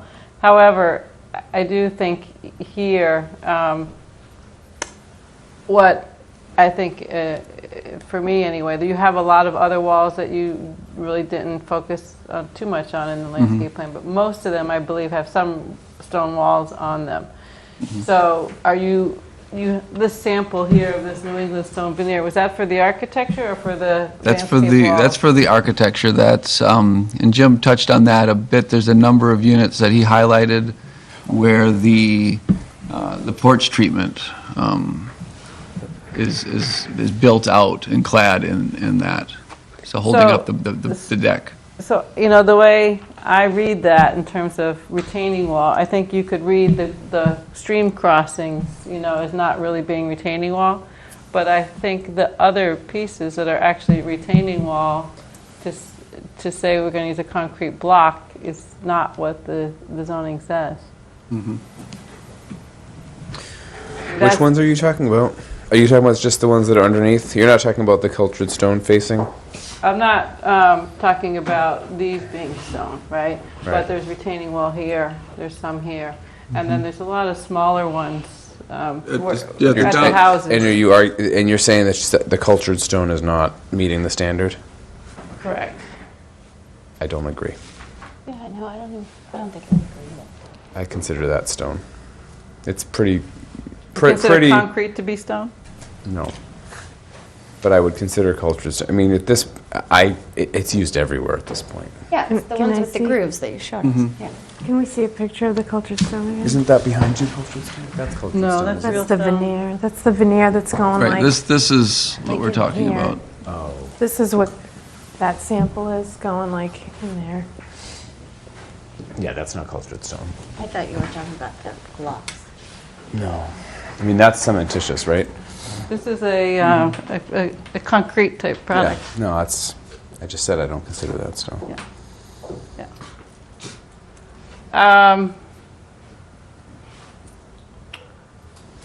So, I know it's something that's been brought up before, and not just by, by historical Sure, commission. sure. And I am concerned about, language that says shall and where we don't have discretion, so I just want to point that out. Right, and We'll we have to had, weigh in on that. we had heard the board to say that something like this was entertainable. If we misheard or we're talking at cross purposes, we heard wrong, but I think in the sort of realm of options, this is a stone-like face. And the question Problem is, would... it does say stone-like, right? It doesn't say stone-like. No. Problem. It says Okay. shall be stone-faced. Mhm. And I think it's a stretch to call it a cementitious product stone. In my Okay. my world of being an architect, right? So I think it's something you have to think about and address.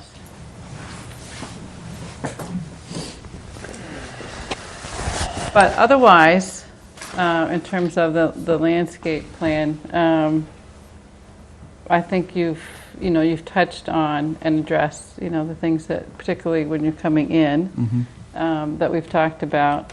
I do think we'll have to decide about the chain link. I agree that it's not a beautiful aesthetic. We tried to balance out safety and aesthetic, right? So, and historic look. That one is a board judgment. That's Yeah. just... That one, right. Any other thoughts or comments? I was wondering how far in the walking path was going to be on your plan. Yep. Are you beyond the tree line or are Yeah. you cutting into the trees? Let's go back to that. I don't know if... That question has come up in a different context. One was from the Historical Commission, I can where see. it should be located. Jack Dolly and Steve O'Donnell actually went out and walked it, and where it's proposed, Steve actually understood why it was being proposed, where it was. It sort of meanders in and out of the trees and Okay. into the field just behind the trees. It does that in logical locations where there's already an existing old farm path that Okay. wanders through the trees. There's an old wire fence that delineates it. It's easy to replicate that without harm to any of the trees that are in there. And then as you come sort of towards where the middle driveway is now, it steps out just into the field and then kind of wanders back. into the trees. If you remember, site walks from the bottom of the middle road in either direction, we sort of wandered along what was an existing path to a point. And so I think it just sort of follows in each of those directions. And if you want, and then you can show it more. Right. So we have it in bits and pieces here.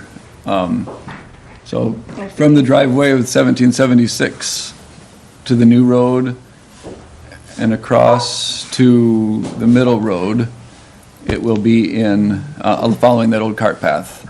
So it's well-traveled for a long time. Even as the woods have taken over, it's still open. You can still look right down it.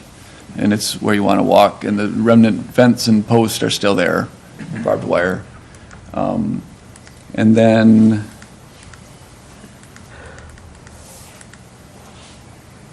here at the, you can see it here.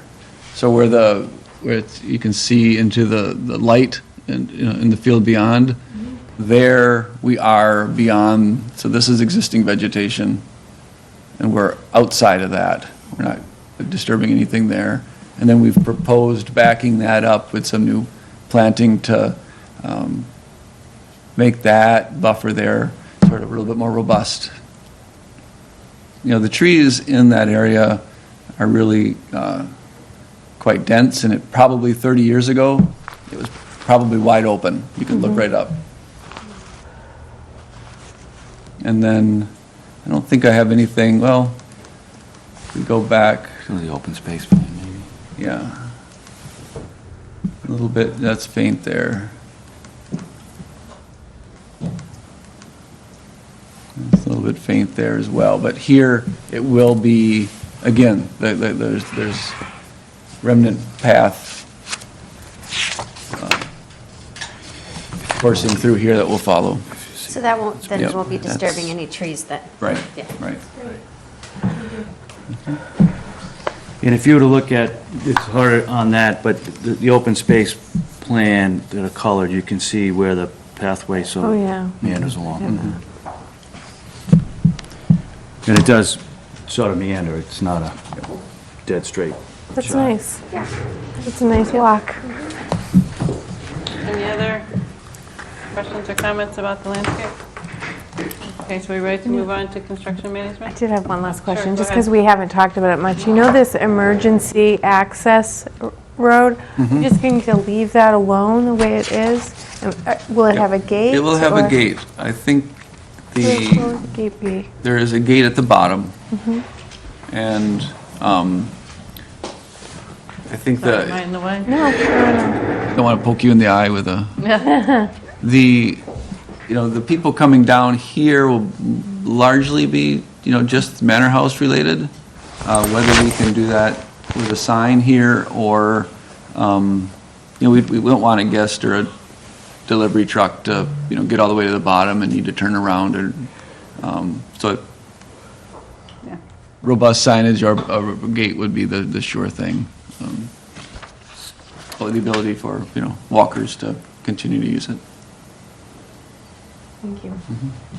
And the construction management part of this, I'm sorry, Danny, was that? That was it. Are you also going to talk about the phasing? Okay. All right. So you sent us an updated construction management plan, right? Did everyone get a chance to review it? And there were two minor, the updated was, there were two changes. One that was picked up by Jack Weeks that dealt with work hours on Saturdays, which was just incorrectly stated in the original form of the plan. The second was an amendment made out of comments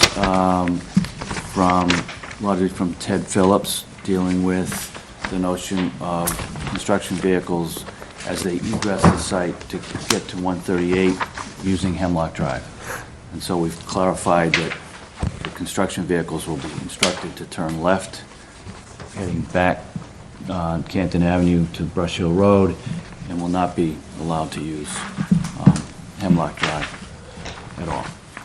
And so those are the two changes. They were redlined in one version that came to you, and I think the last version that I delivered last week was a clean version, but those are the two changes over what had previously been presented. So, I remember at the time that came up, April also had a question for our staff about clear cutting and how to put that language in so that Joe Prondak, so I was wondering if, Bill, if you had a chance to talk to Joe about that, any suggested language from Joe. The developer, I think, was offering something along the lines of there wouldn't be any significant clear cutting or something along those lines, but remember the term came up? Yeah, because it wasn't defined in the building code, and Joe told us that that's not a thing, so how should we describe the intent? Instructional. But part of it, I think, is in the phasing, which is why I asked about the phasing, because at least maybe we can talk this through, but the phasing, if you do it per phase, you're only going to clear as a portion of the site that you're working on in that phase. In other words, you're not going to cut it all the way through and take 2 years before you get to this end over here. I read through this, and I think it was in here, but do you have can you point to it so that we can all look at it while we're here? Yes, I'll take the lead then. I believe some of these pages aren't numbered, but 1, 2, 3, 4, 5, 6. There's a development schedule that looks something like this.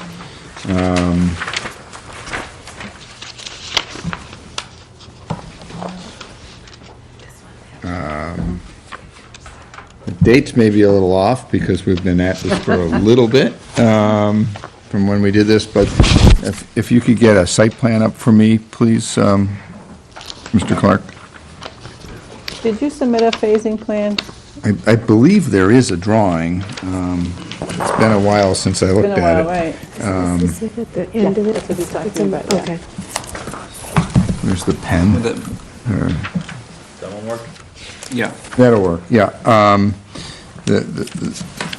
The phasing is intended, and maybe this needs to be refreshed just because of the passage of the time and the dates, but the phasing is intended to start with hopefully this summer, if we get a permit, to bring the sewer from the Brush Hill Road Montessori School, for lack of better words, across Blue Hill Avenue. Blue Hill Ave, and into the site in this location. That's the first thing that needs to be done, and then that would be combined with a phase one, which would be to relocate the driveway and bring this up to this point, inclusive of the first Devon's cluster, the drainage beds that are required to go down here, and the first drainage bed of two. There's 2 infiltration beds in the field. That, sewer, water, and that first, and relocating the driveway are, sort of the, if you will, the foundation of the development plan, and so that's phase one. And it was anticipated that phase would take place this year.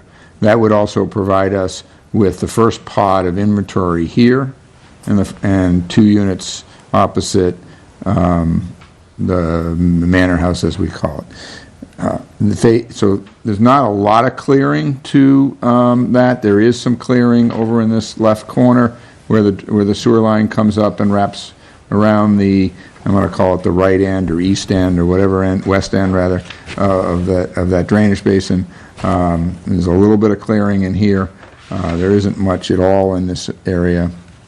But yes, there would be no wholesale clearing. Second phase we anticipate is this leg to the basically from the T to the intermittent stream. That would be leg. I think we actually cut that in 2 now that I say that. I think so. And I have to go back to your plan, Chairman. I believe it probably goes to here, and then there's a second phase that brings you to the intermittent stream, and then the last phase brings you back to the intermittent phase, because we had 4 phases. We had 1, 2, 3, before, if I remember correctly. Is that what my papers say? It's described as, yeah. So, one thing. So we could, so a condition and approval would be, that could be drafted carefully, would be, no wholesale clearing of the entire roadway, clearing only requisite to the the current phase, sedimentation and control associated with that, things of that nature. I think those are expected, normal, and customary kind of Right. phrases.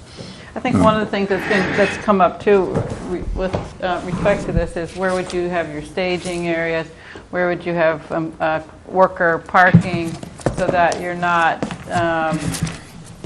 taking more area than necessary? Right, all over the place. And Construction laydown. That's why I was I looking think for a there's a plan. plan but to that I effect, didn't but- put my fingers on it. I'm not sure that that's been Yeah. in the set. I think that's something we have to develop. No, it isn't. It is, Deb isn't. has identified thinking that- stockpile areas Remember what sheet it is? associated with the phasing. Hang on, it's in here somewhere. Yeah. That's right. I was looking. But where, I don't remember. Maybe it's on the, And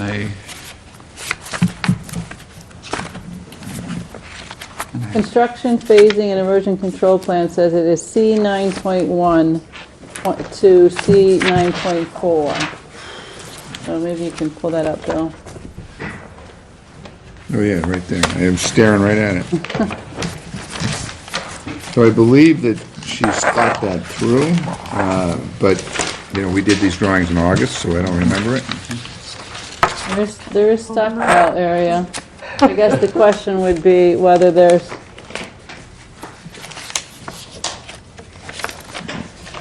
okay, so I remember, watching a bit of the Woodmere, and, there was, a fair amount of land area required, for your construction vehicles. Some ended Yeah, up there's- underneath trees, which we've already talked about in terms of the. Everybody tree drives. Yeah. protection, but I think, did you find it, Bill? You pulled it up? it won't be in that. It'll be in the It's in the civil. civil I just set. looked at it. I mean, it's there. So, So I Why guess, don't we blow the dust off it, and we can come back next week and spend 10 Yeah. minutes on it? okay, No offense, but we're fumbling around, and so, it's a little fuzzy in at least everyone's mind. Yeah. So if we can make a note to that. Tidy that up. so I had a couple other comments on the construction management plan, and then if others have them. Under foundations, where you say the construction of each building shall be subject to the issuance of building permits by the building commissioner. I'd like to add language that any significant change to final grading associated with those buildings shall be reviewed by the planning board. Can you say that one more time? Any significant change to final grading plans associated with each building shall be reviewed by the planning board. Because we're approving this based on grading plans that have been submitted to us. And now you're going to, submit new plans for each individual building. If you're significantly changing the grading associated with those buildings, then it should come back to us.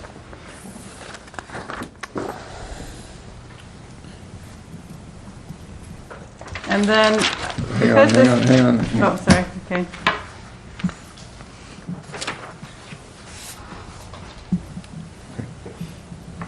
All right, we'll redline this and get it back out to you, it's, Monday for Thursday, so you can see it in bright lights. Okay. Then on the last, before your chart that you referred to, there's building construction phase. And the last paragraph there refers to the renovation and rehab of the existing buildings.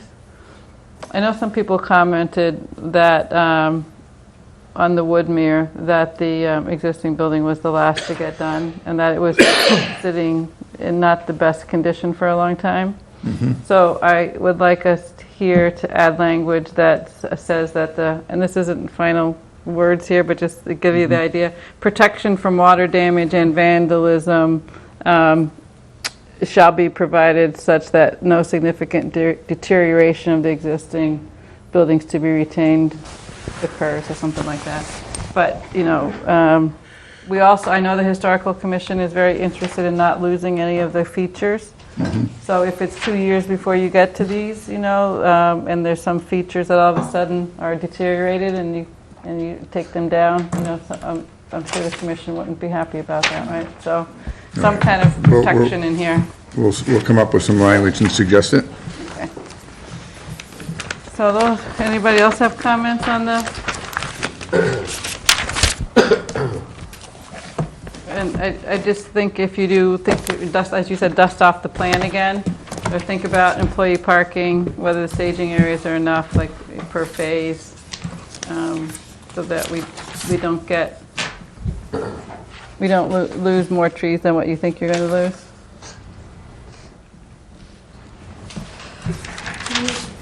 Do we have a temporary sign going up on Hemlock Drive, no construction vehicles? Would that go here, or would that go somewhere else? During construction. I'd put it both here and as a condition of the permit. Thank you. Thank you. That's what I would suggest. Yeah. Just echo it, put it in the permit, but also echo it here.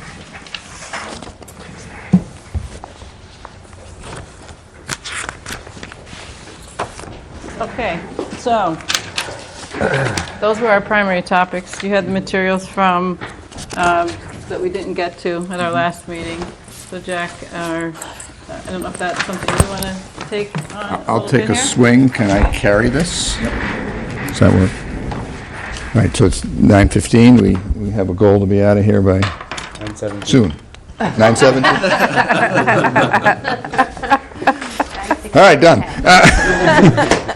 So the idea that Jim came up with is that there are clusters, again, the site plan would be helpful, there are sort of neighborhoods or clusters of within the site, and rather than having a monolithic Woodmere architectural theme, to try to create, if you will, neighborhoods or clusters of different architecture. And the intent would be they would spring off of different elements on the site.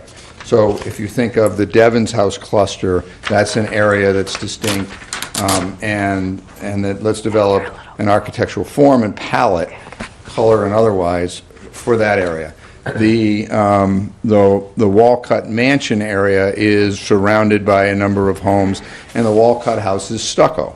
So rather than putting a shingle-style house next to a stucco house, can we use form and substance and vernacular that is harmonious with the Walcott House? And then the same thing down around the Manor House. And then we have sort of a wooded zone, that upper left corner, you know, over by the Carberry Lane neighborhood and/or the DCR in that upper left corner, and that has its own character. So the boards are attempting to do that.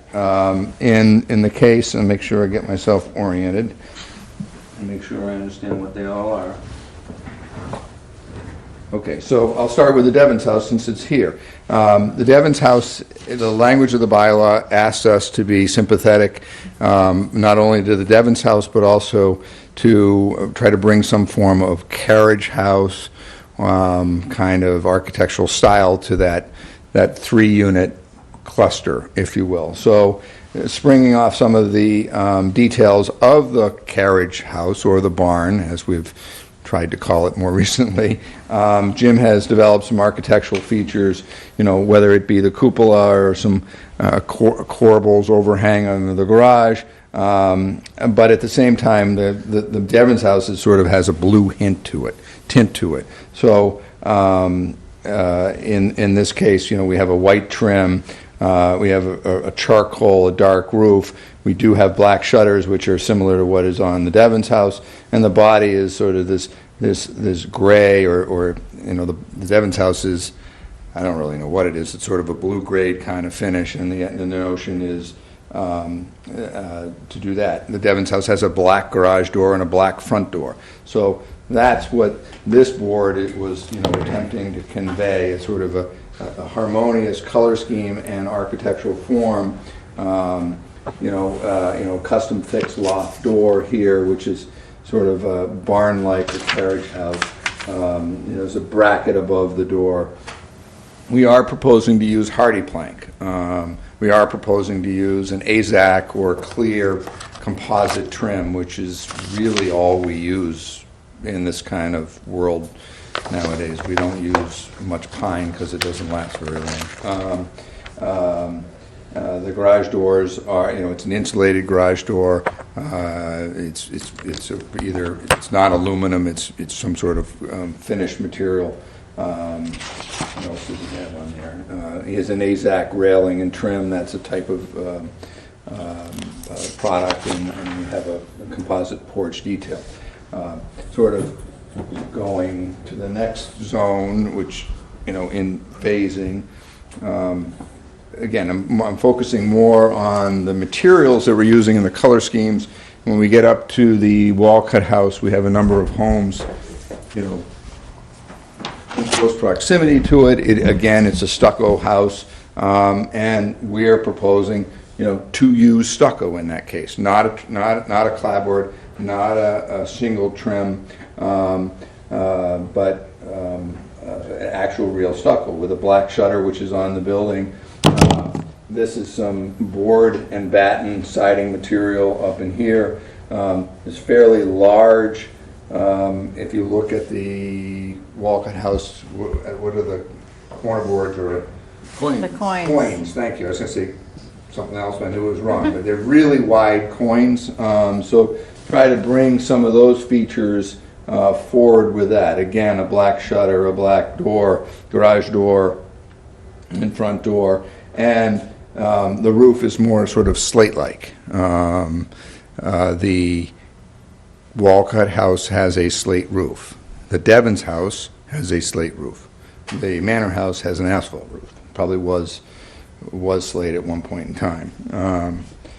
When we have a number of conditions where we have walkouts, and where we have walkouts or a large, grade change from front to rear rather than just having exposed concrete, we are proposing to clad it with this stone, or some sort of stone. Well, this is heavy.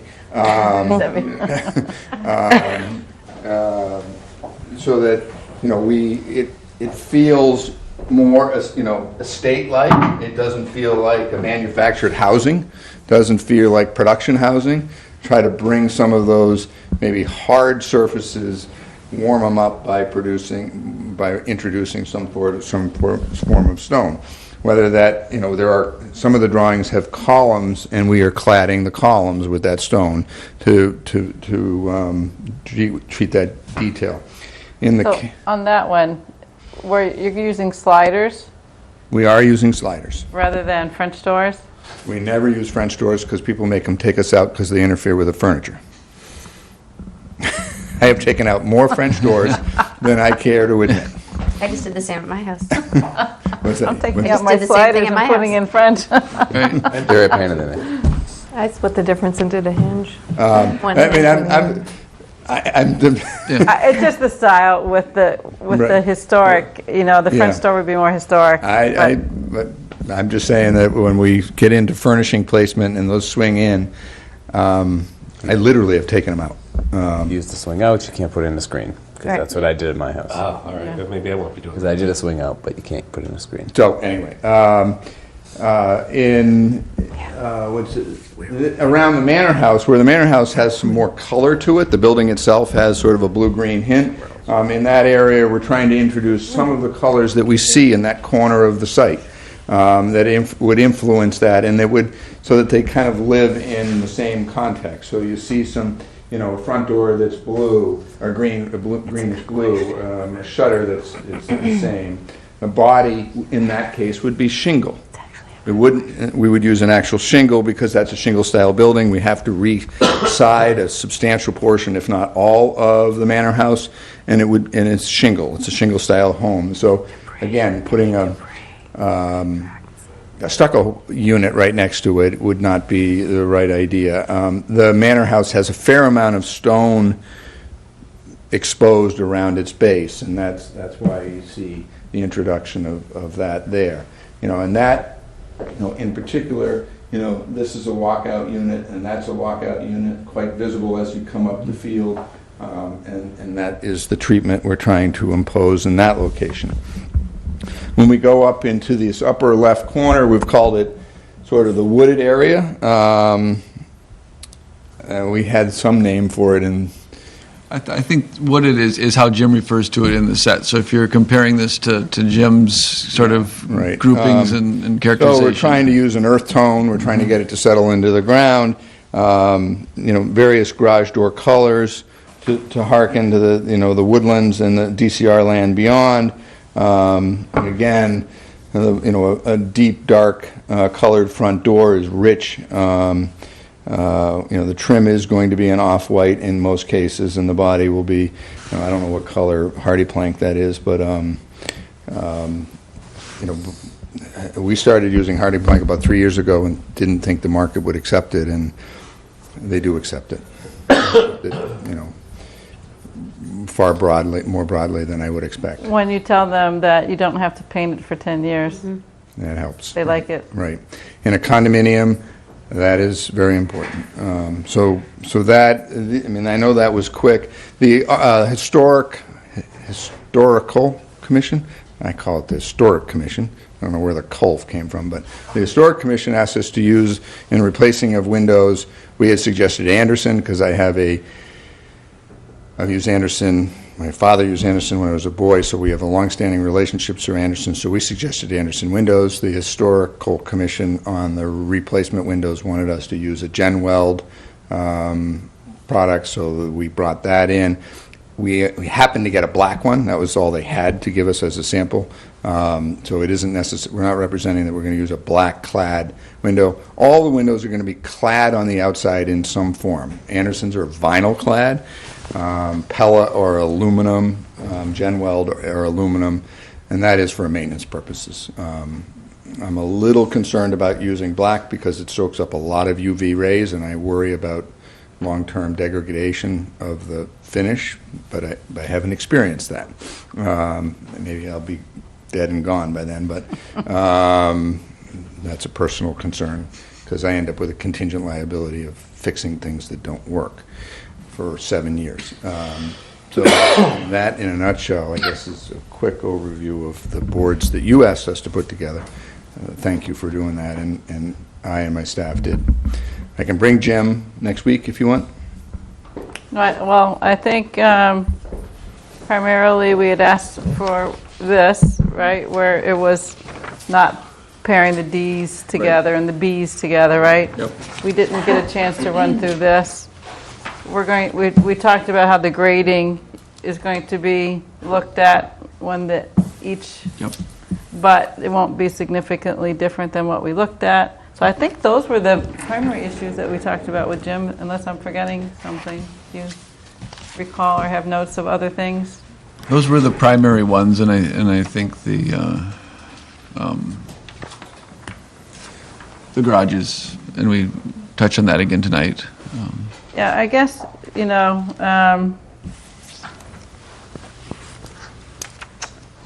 there's just, that seems to be the thing that lots of people, right, will focus on. So if we look back at the plan again, some of,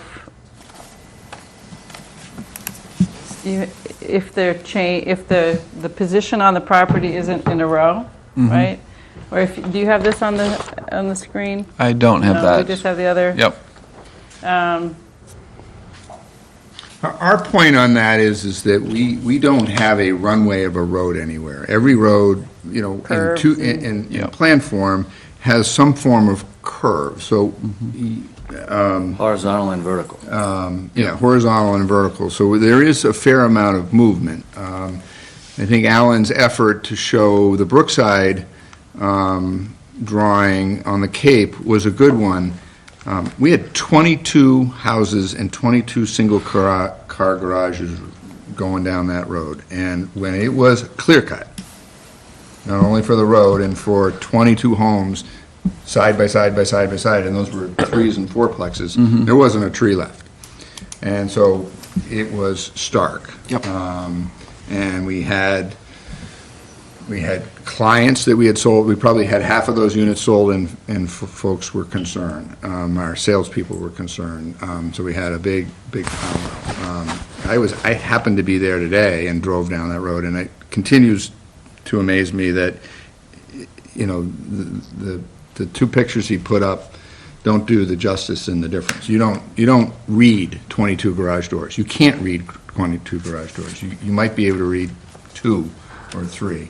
And I guess, yes, there are 50 times, there are 100 garage doors, because there's 50 new units here.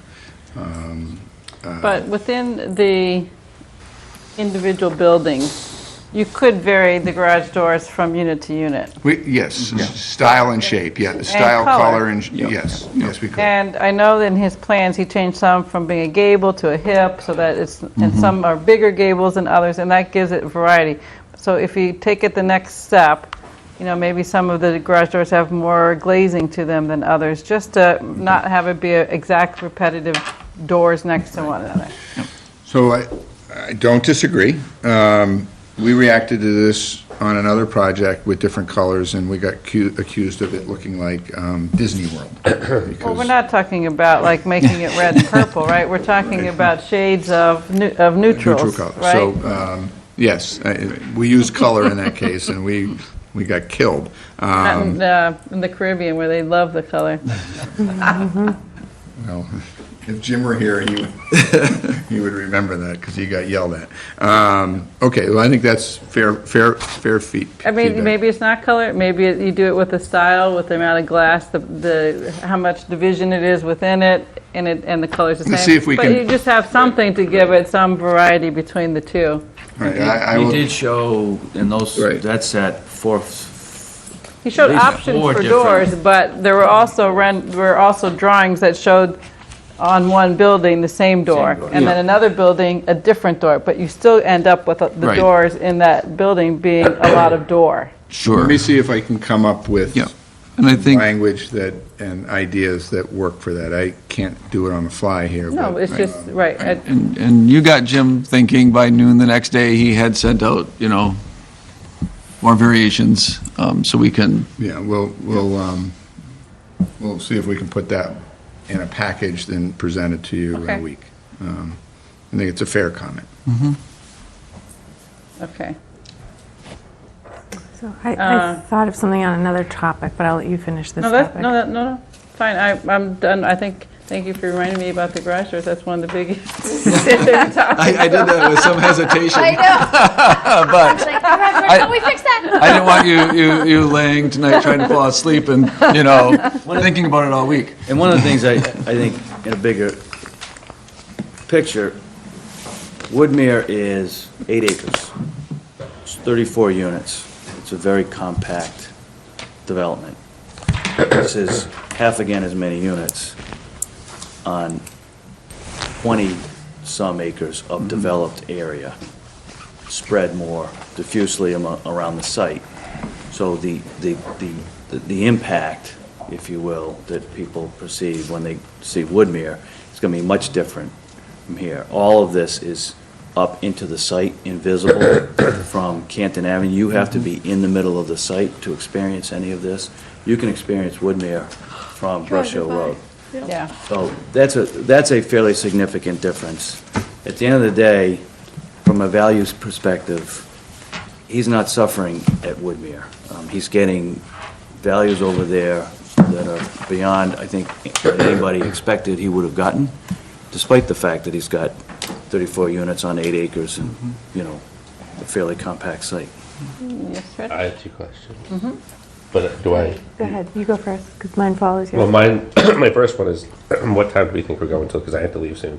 My son's really sick, so I got leaving soon. Yeah, we're leaving soon, yeah. So this will be a quick one. I just don't even know if it goes in here or where would it go. But I know there's a lot of buildings coming down, and being in the proximity of the neighbors, where would like a pest plan Go in. in your construction management plan. All right.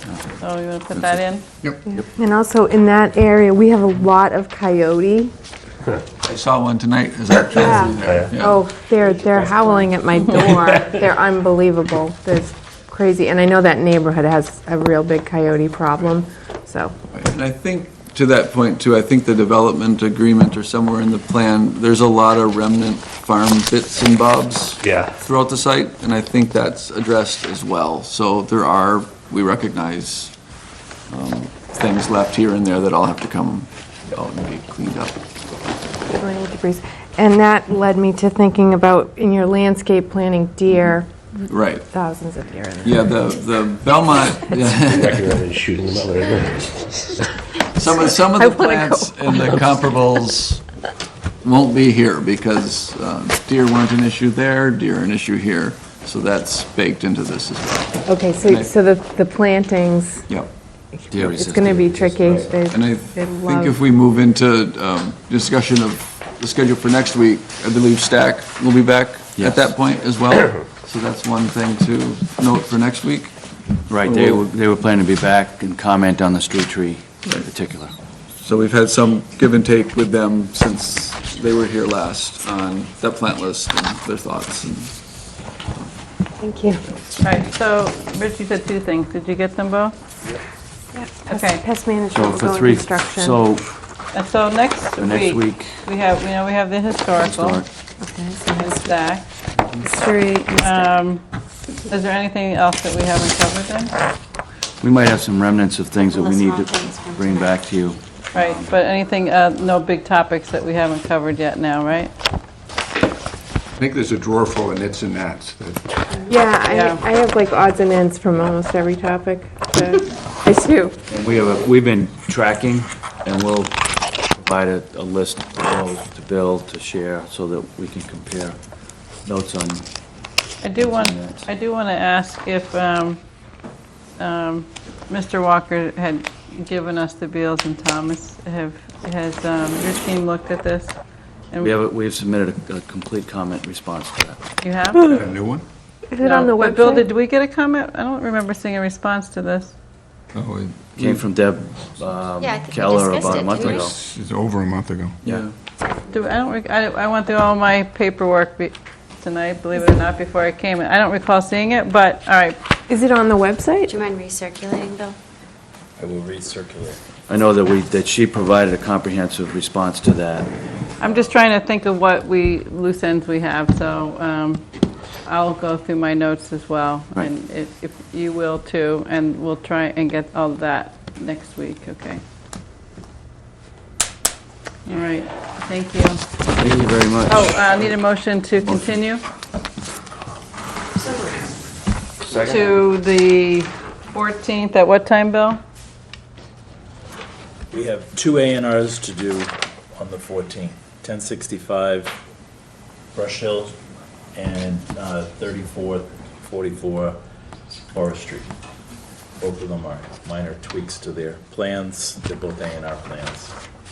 We could do those after? Or first? You could do They it involve first the and- public, gotta do it first. All right, we'll do them first. Let's do this at 7:15 then? Yep. Okay, a second? Second. All those in favor? Aye. Aye. Thank you. Thank you. Thank you. Bill, you had something? Can you guys put together your homeowners association documents and your conservation restriction documents? We've done that. We can resubmit. In the book? I can send it, I can resend it. Yeah, oh, if it's in the book, I get it. You I got can it. send it to John. What's good? Who's John? That's the Yeah, fun. fine. Ready for a motion? Yes. Thank you. Thank you. Go ahead. Motion to adjourn? Second? In favor? Aye. Aye. Thank you.